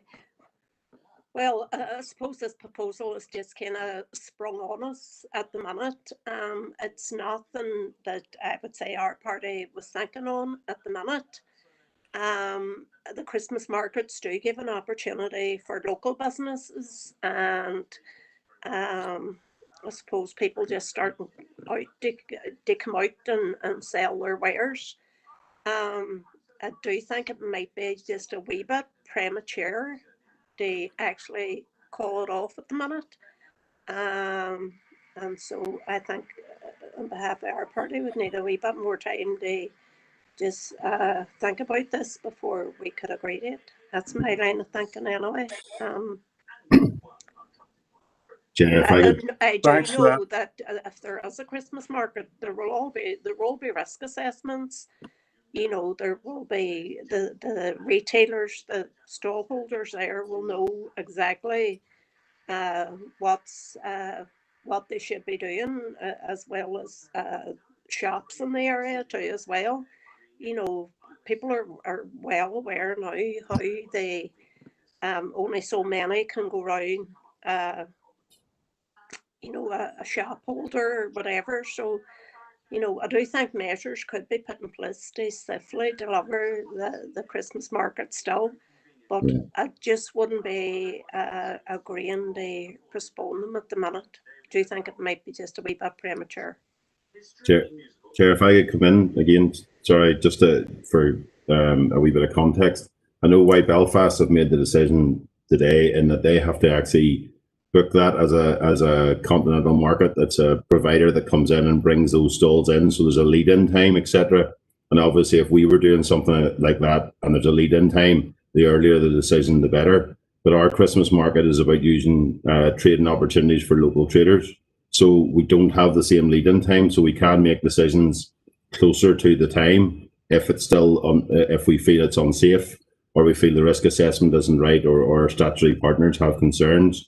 So I suppose what I'll be saying is, members, if we keep it on our advisement and we keep a watching notice on it, we'll inform members through either the briefings or or through committee or through council if any decisions change. But there's no financial impediment for us to have to make this decision early. We can make this decision closer to the time if members are more comfortable with that.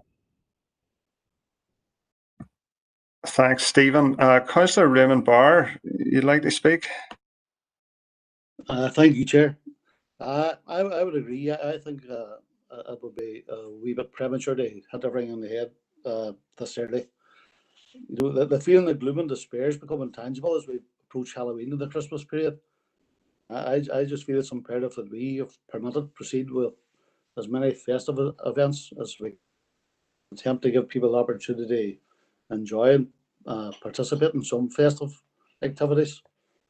The worsening situation is certainly taking its toll now on our community's well-being, and mental well-being, as we enter this latest phase, and it's made worse by the long dark evenings.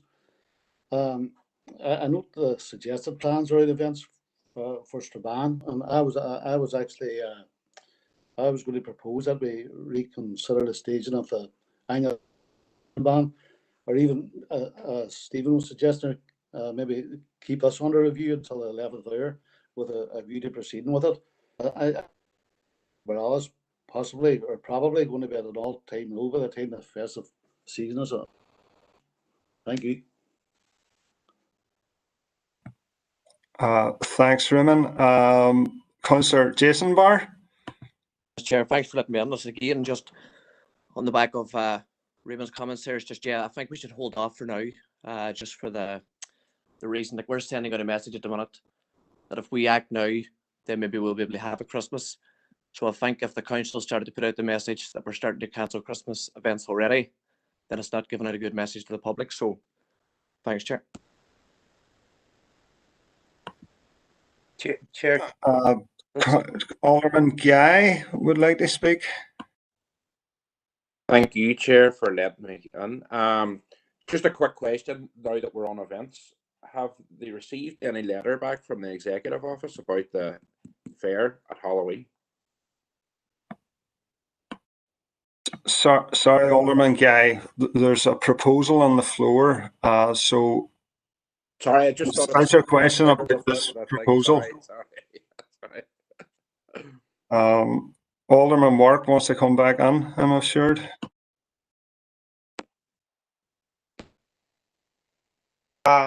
Just on that, obviously, as things are at the minute, obviously, it's good to hear from Stephen there. There's no financial pressure on it, on the market coming up.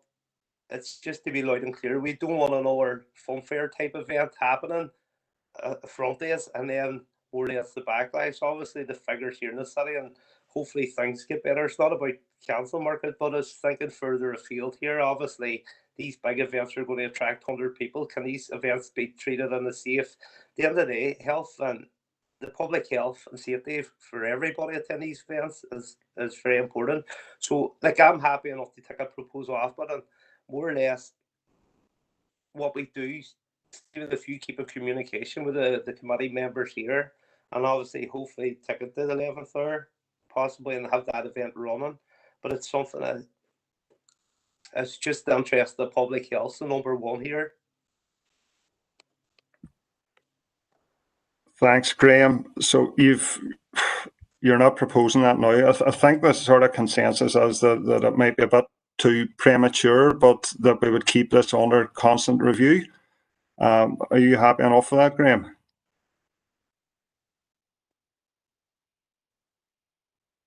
Cheers. And Stephen has put in the chat box there that the Executive Office have confirmed that there will not be a fun fair at Halloween. Alderman Guy, do you still wish to speak? That's my question answered. Thank you, Stephen, for coming on there. Thank you.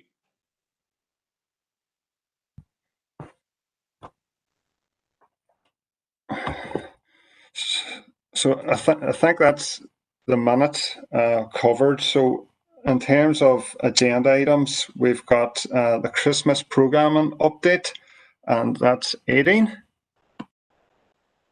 Yeah, thank you, Chair.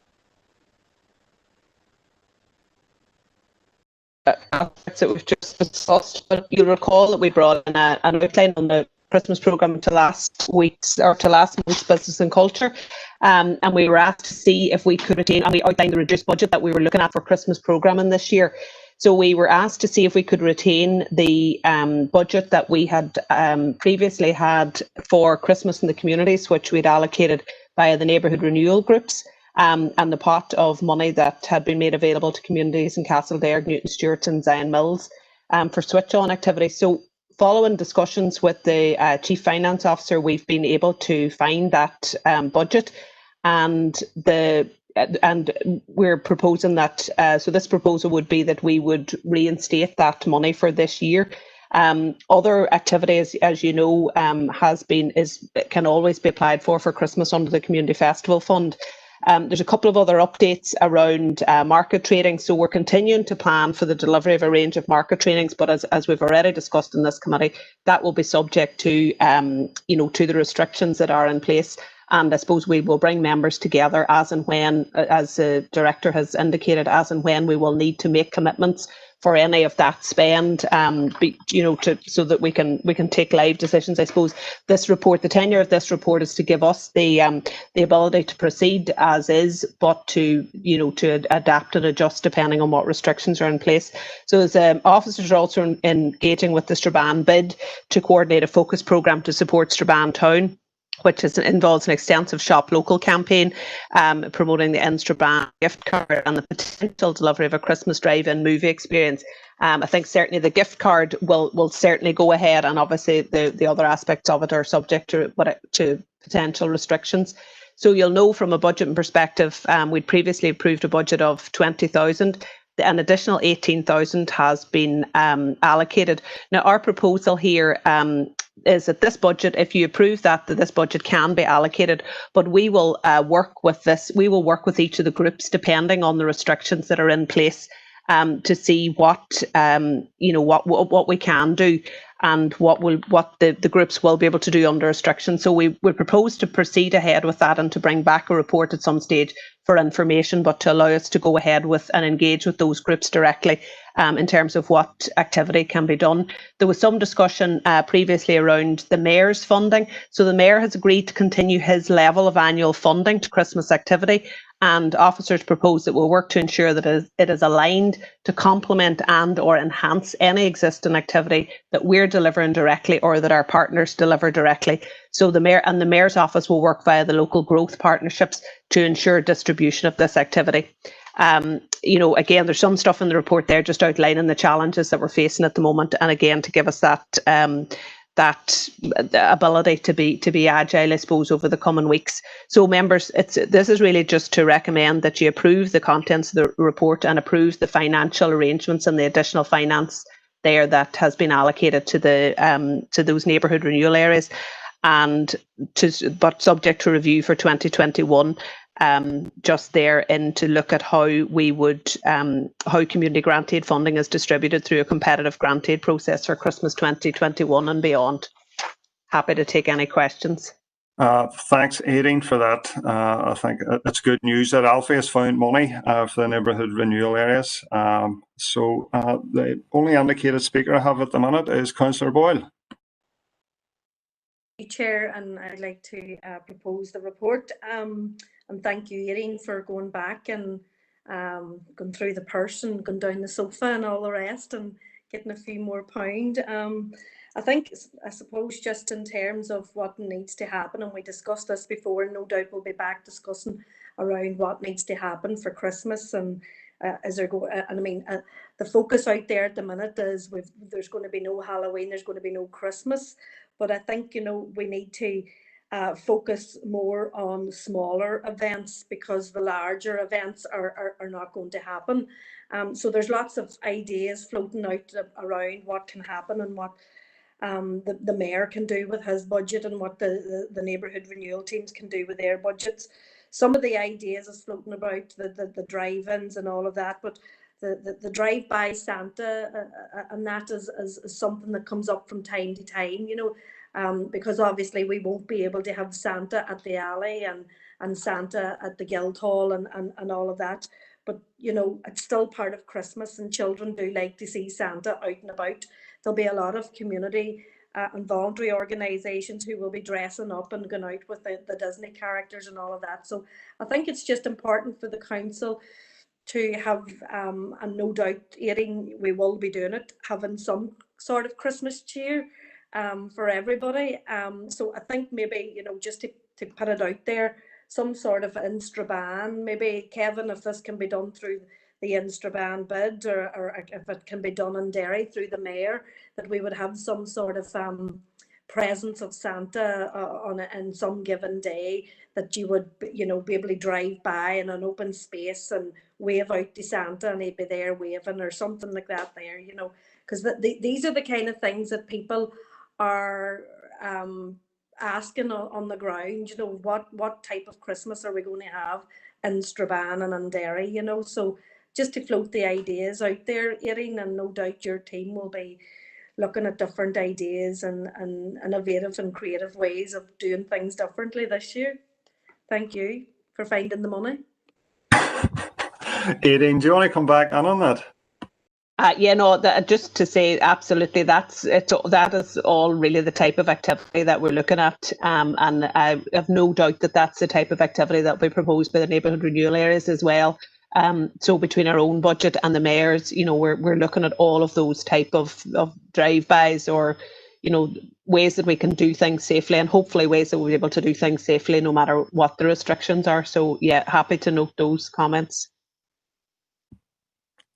Cheers, Aileen, and I see that Councillor Cooper has seconded in the chat box. Does anybody else wish to speak on this item?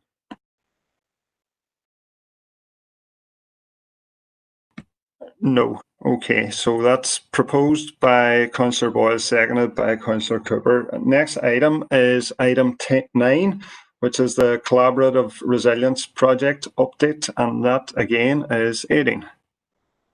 Thank you, Chair. Members, this should be fairly straightforward. You'll recall this proposal coming to this committee a number of months ago, and it's just to confirm that the Arts Council of Northern Ireland have confirmed their proposed match for the resilience programme.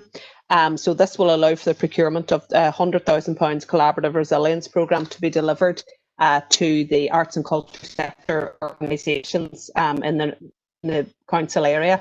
And it's really just to note the report and to approve the initiation of procurement process for the delivery of that programme.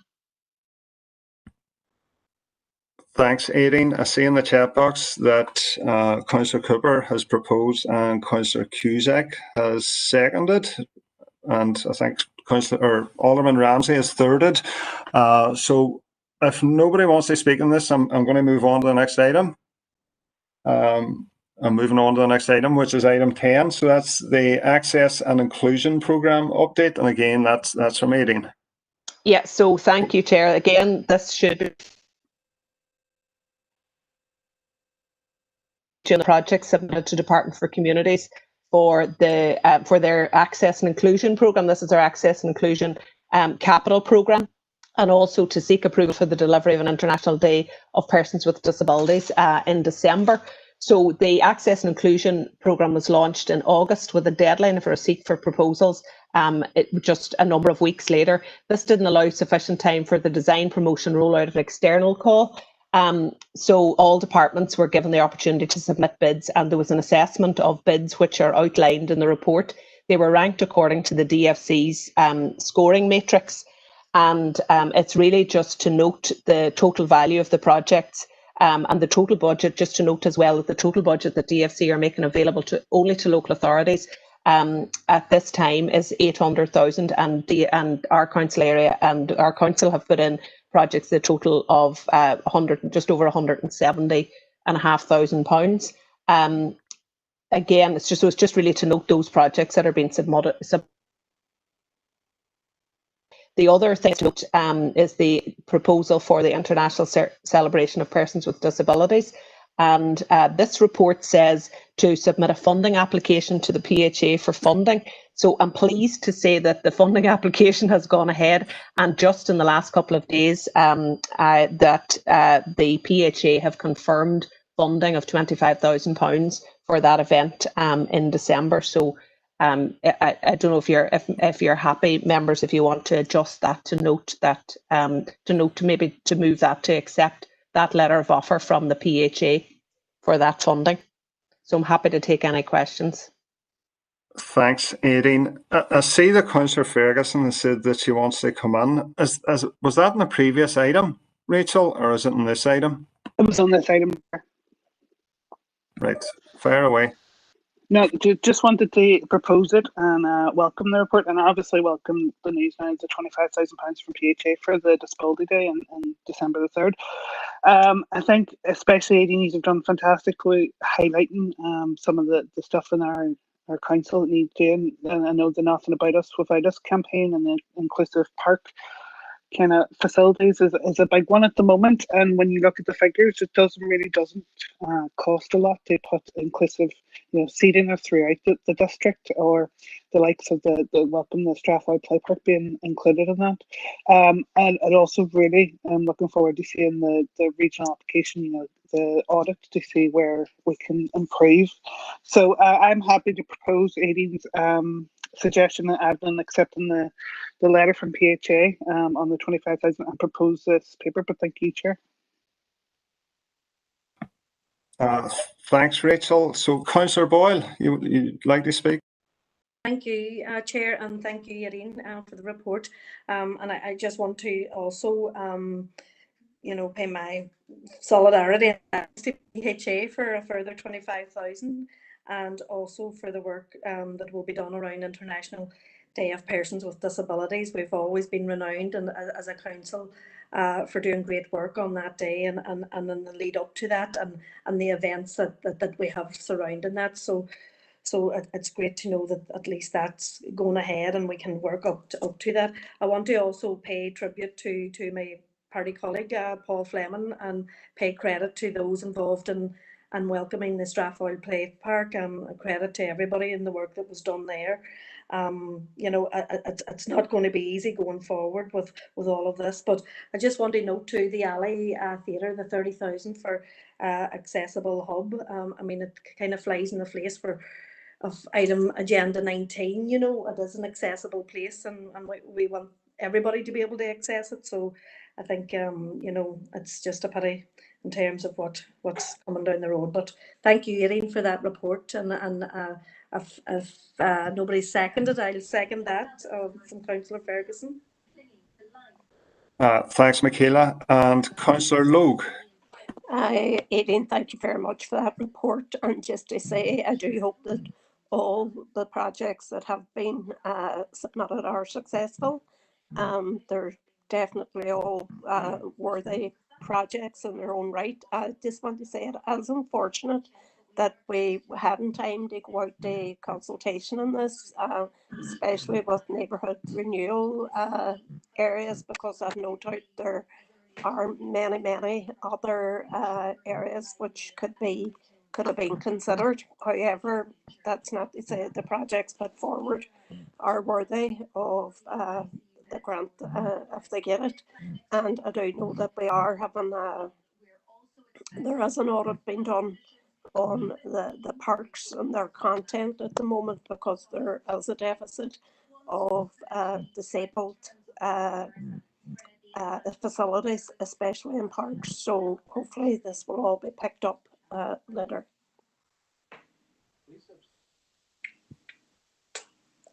Thanks, Patricia. So I previously stated that 2 items that were just open for information are actually open for decision. So the next one is agenda item 11. So that's about the full fibre broadband, and that's Kevin O'Connor, please.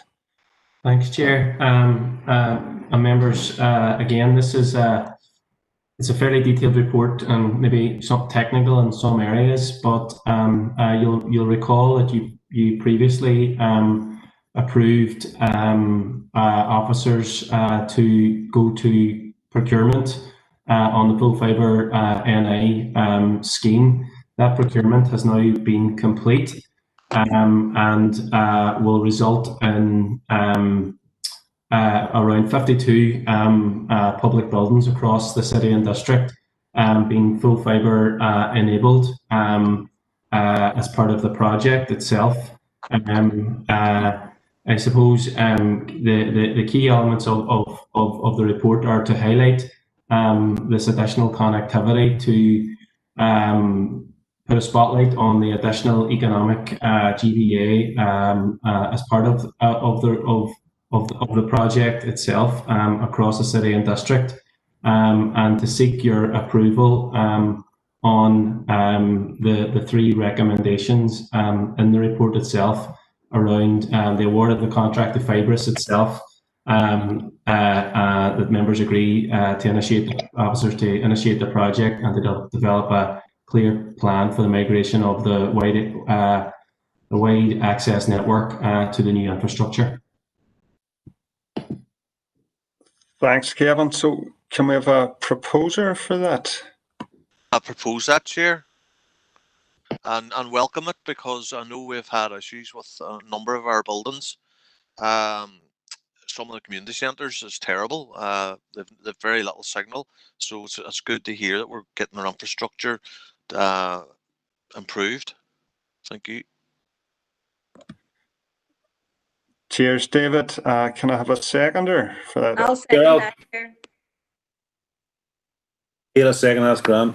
All right, cheers, folks. So the next item open for decision is number 16, which is the Harbour Square redevelopment project. And that is the Director of Business and Culture, Stephen Gillespie. Yeah. Thank you, Chair, and members. Apologies again for this being an open information. At the last meeting, we spoke briefly on the status of the project and where we are. I'm delighted to have received the letter of offer today and the announcement from the Minister. So this is to tidy up the exercise in terms of the stage 1 of the project. So members will recall from the last meeting, and apologies for my slightly clunky explanation, but the initial budget was 100,000, of which for stage 1, of which we would pay 10%, which was 10,000. Due to the procurement strategy, we've actually moved some aspects of what we were going to do in stage 2 to stage 1. So although the stage 1 costs have increased to just over 173,000, which means that our contribution would increase for stage 1 by 7,350. The overall project budget remains the same, so the costs haven't increased overall for the project, but the initial stage 1 will see more design work done, and that largely revolves around the procurement strategy and the artists required. So it's just to ensure for good order that we have approval today for that additional contribution. I know it went through as a finance paper through governance for the same reason, and also to accept the letter of offer, which is now on my desk actually. So if members are content, we can push forward with the project now. Thanks, Stephen. So, Councillor Cusack. Thank you, Chair, and thanks, Stephen. And it really is welcome news. And I would like to welcome the funding from the Minister and the Council. It's just unfortunate that these costs always seem to increase when things are delayed. We have to make it very clear to the public that this is for the fundings towards design stages, and we know that the design works for the public realm will in turn design or pay for or will enable the design stage of the artwork, which is for the factory girls, I think, the main goal at the end of all this as well too. And what we do know also from previous experience is the disappointments that can come along the way with these projects, and that's why I think it's absolutely imperative that we make sure that this project gets over the line and it is delivered, because really we owe it to our city, we owe it to our district, we owe it to our heritage, and we owe it to every single man and woman who has worked in this industry and made this city what it is, and the heritage that we all enjoy now. So I would ask that every effort is made by the executive, by all the ministers, and by every stakeholder that's involved, that this gets over the line and this is actually delivered once and for all. So thank you for that. Cheers, Shauna. Councillor Logue.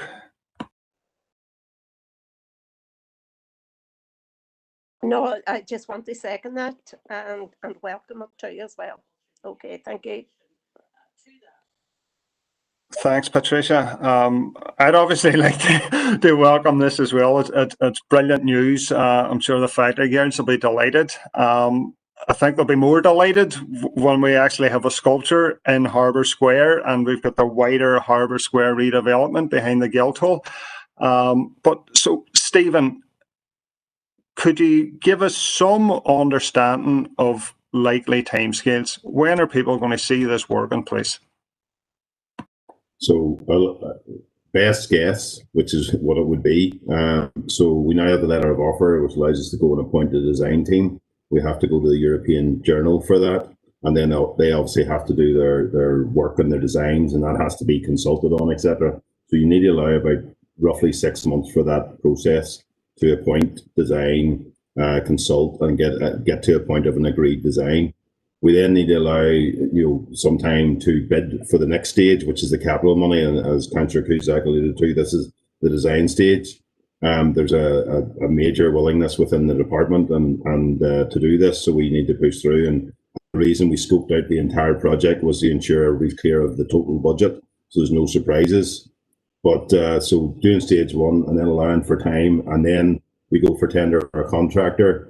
So you're probably talking another 6 months for them to be able to come back, tender assessed, and to be actually able to put diggers, etc., on the ground. So best case scenario would be between 12 and 14 months would be to actually get a turn in this off. But the hard bit was this bit, was getting the procurement strategy right, because as members alluded to, the difficulties with the last one is what caused the delay. I'm extremely confident that is now, that work is done. So now what we're doing is working our way through the process of tendering and getting contractors in, and starting to work through that. So it's going to move at pace now, and members will see regular updates from the board. That's brilliant, Stephen. Thanks for the update. I'm sure the factory gears will be keen to see this moving, and the sooner the better. And it's great that we have the support at DFC, and they're ready to support this project. And I'd like to thank you, Stephen, for all the work you've put on to get it to this stage, because I know the factory gears have been disappointed in the past, and let's hope they're not disappointed in just over a year's time. So that's everything that's open for decision. In terms of open for information, we've got items 12 through 19. Would anybody like to raise any items there?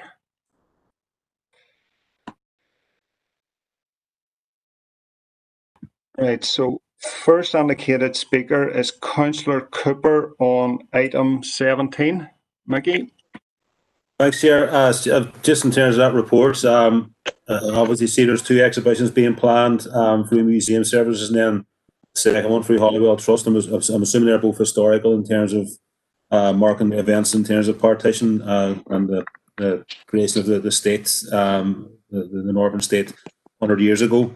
So in terms of historical exhibitions, we've stated this previously, there's no issue with that. We're outlining what happened 100 years ago, and no issue with that. So just a couple of things around the reports, all our language in the report, and just one particular paragraph that jumped out at me.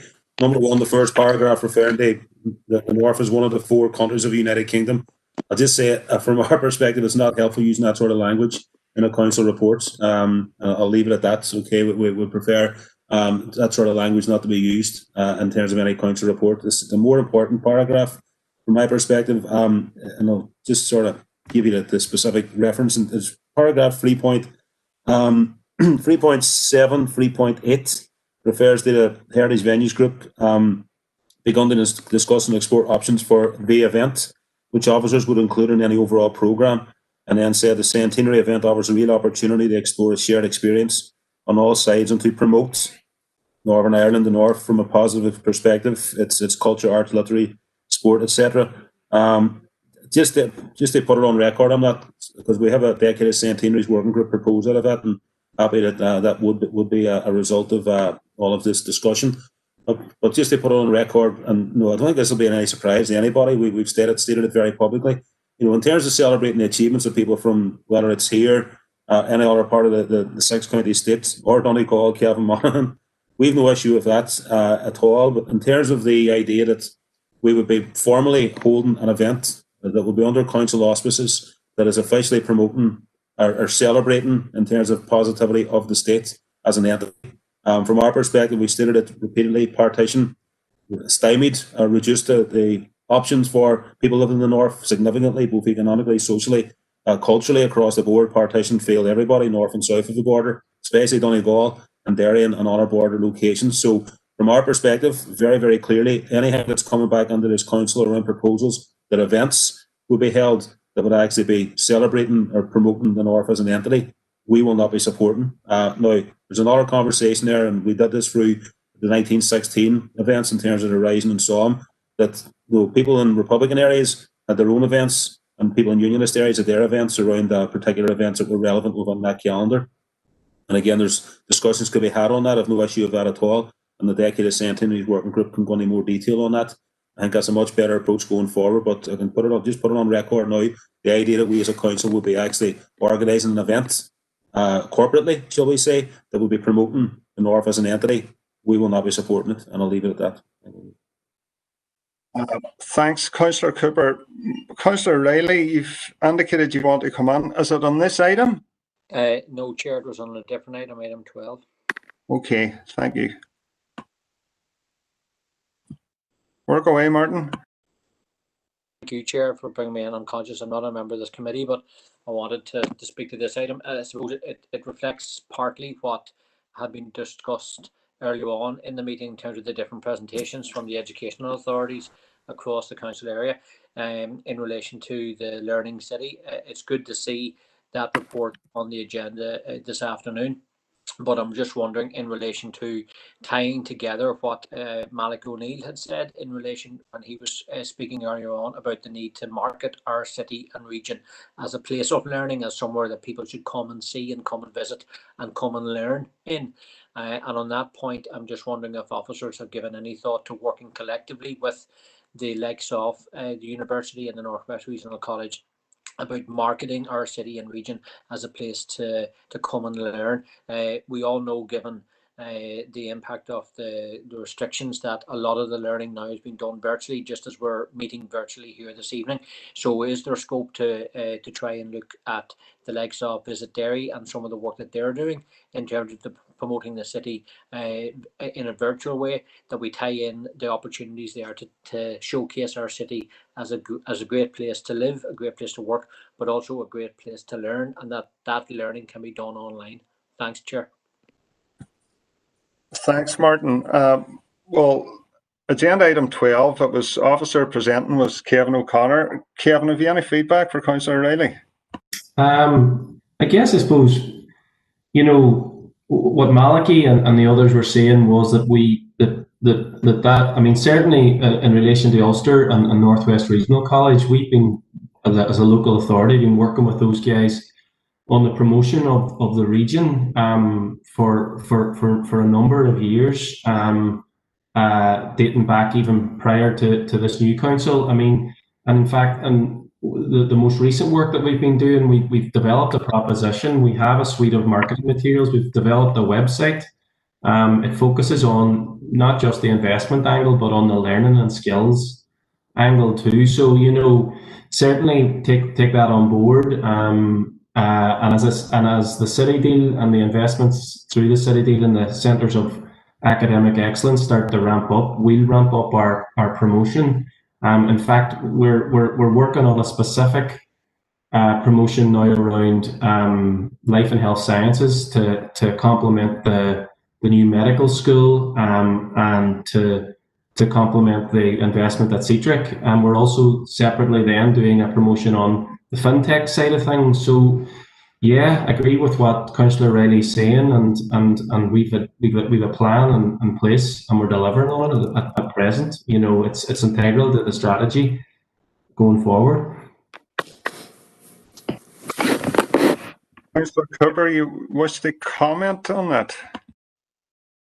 Thanks, Chair. It's just in relation to that, because I mean, I had asked going back a number of years ago in terms of our idea of producing in terms of a marketing proposition to promote the city as a place to live and work, and an open conversation with Chief Executive even very recently around, you know, in terms of city in particular, how we can promote the sort of new vision for the city and in a physical sense in terms of the whole riverfront area, and the whole idea also would be redeveloping that as part of City Deal, and just in terms of the whole attractiveness of living and working in Derry and the wider Northwest. So as far as I was aware, it was already and trained. At the point I would make is in terms of the presentation earlier, in terms of Invest in particular, that making sure that, again, because they mentioned about that Northwest proposition, we still want the sub-regional. I'd make that very, very clear. But in terms of whatever you want to call it, that is very much dovetailed. What we do here is dovetailed with what they're doing, and that's seamless. And there's no, not the same mixed messages, but there's no gaps in terms of what they're promoting. In terms of any visuals around that as well. And just on the Learning City item, just because the reference to the big lottery application, just because I had previous conversation with Kevin on that, because Big Lottery had even said to me they were very, very interested in this particular project, supported. So I'm glad to see that that's progressing. I don't know where it's at specifically, but hopefully if that application is successful, it'll allow the project to continue. Thank you. Thanks, Mickey. Councillor Riley, did you want to comment on Kevin's response? Not overly, Chair. I'm conscious of time and people's that this was an item for information, but to thank Kevin for that response, and I do think there is a connectivity across council departments here. That's why I mentioned the likes of Visit Derry, because I think that if we are dealing with reduced council finances, we need to make sure that every penny that we spend is done in a coordinated way. So I think that Kevin's response is to be appreciated. Chair, thank you. Thanks, Martin. Councillor Jason Barr, item 19, which is the Strabane Community Library Changing Place Facility. Yes, thanks very much, Chair, for letting me in. Yes, under this now, this baffled me when I read this report. How two changing facilities, state of the art, can be built in Derry for under 60,000, but then one in Strabane is over 72,000. I don't know, I'd be expecting gold-plated handles and whatever else in it, but it's just that, can I urge council to keep pushing on this to be delivered? It's an asset in Strabane town centre that is very, very much needed, and especially for people that is disabled who can't get themselves in and out of a wheelchair, that the house facility would be very, very much needed, as I say, in the Strabane centre, so people who is in shopping can use these facilities when needed. So again, if I can urge the council just to do all they can when they're liaising with Libraries NI and the DSC to see this project over the line. Thanks very much, Chair. Thanks, Jason. Councillor Boyle, you've indicated you want to speak on item 19, I assume? Yeah, thank you, Chair. And just to echo what's been said, this change in place facility within the Strabane Community Library is the most best suitable place in the town to cater for the needs of people with complex disabilities who often need care assistance, and the funding that we hoped would be rubber stamped at the meeting unfortunately isn't going to happen today. It's a positive development for the town, not least for people with complex disabilities, especially those, as I said, need assistance to take part in activities such as shopping or going out for a meal or going out for a cultural event. And now is the time to make this happen. Whenever, because of COVID and everywhere's closed, now is the time to get things in place for when we come out the other end of COVID. Following the development of the business case and the installation of change in places facilities in Derry, and I've been to the Millennium Forum and seen the excellent provision there. We want to move a step forward in improving disability access in Strabane Town Centre to improve the quality of life for everybody. So I would urge council to go back to Libraries NI, write to them, lobby them in that regard to ensure that this inclusion facility is met and the need is met within Strabane. I would also ask officers to also write to the DFC Minister in that regard also, and £30,000, I'm not going to get into the whole tendering, but £30,000 is a lot of money for such a facility, and I know in other areas they have completed the same type of facility for that amount of money. So there is that shortfall. I'm personally, in my own opinion, I don't know if that shortfall should be that amount of money, but that's for another debate. But certainly I know my own MLA, Militia McHugh, has wrote to the Libraries NI to get them to look again and review the contribution that they need to make. And I have every faith in council officials that they'll go back and do the same with Libraries NI and as I said, the DFC Minister. This is something we do need a suitable change in place in Strabane. There's adequate space within our library. It's ground floor. And, you know, I think people who have complex needs have become trapped in their own homes as a result of many, many issues. And this is one issue, that they have become trapped in their own homes, that they can't get out because of there's no proper facilities. So we have an opportunity here to make that available to them in the Strabane town. And I share the sentiment of others that we need to do everything in our power to make sure that this happens, and have every faith in council officials to go ahead and ensure that that happens. Thank you, Chair. Thanks, Michaela. Aideen, as this is your paper, would you like to comment on that?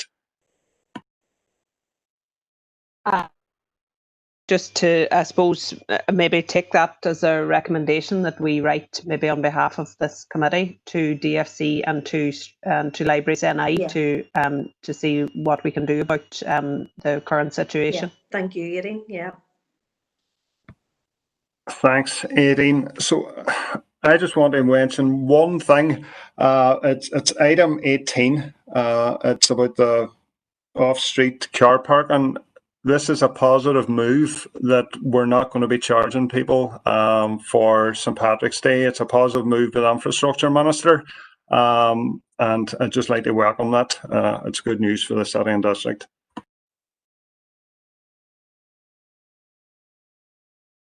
So that's all the items that are in open business.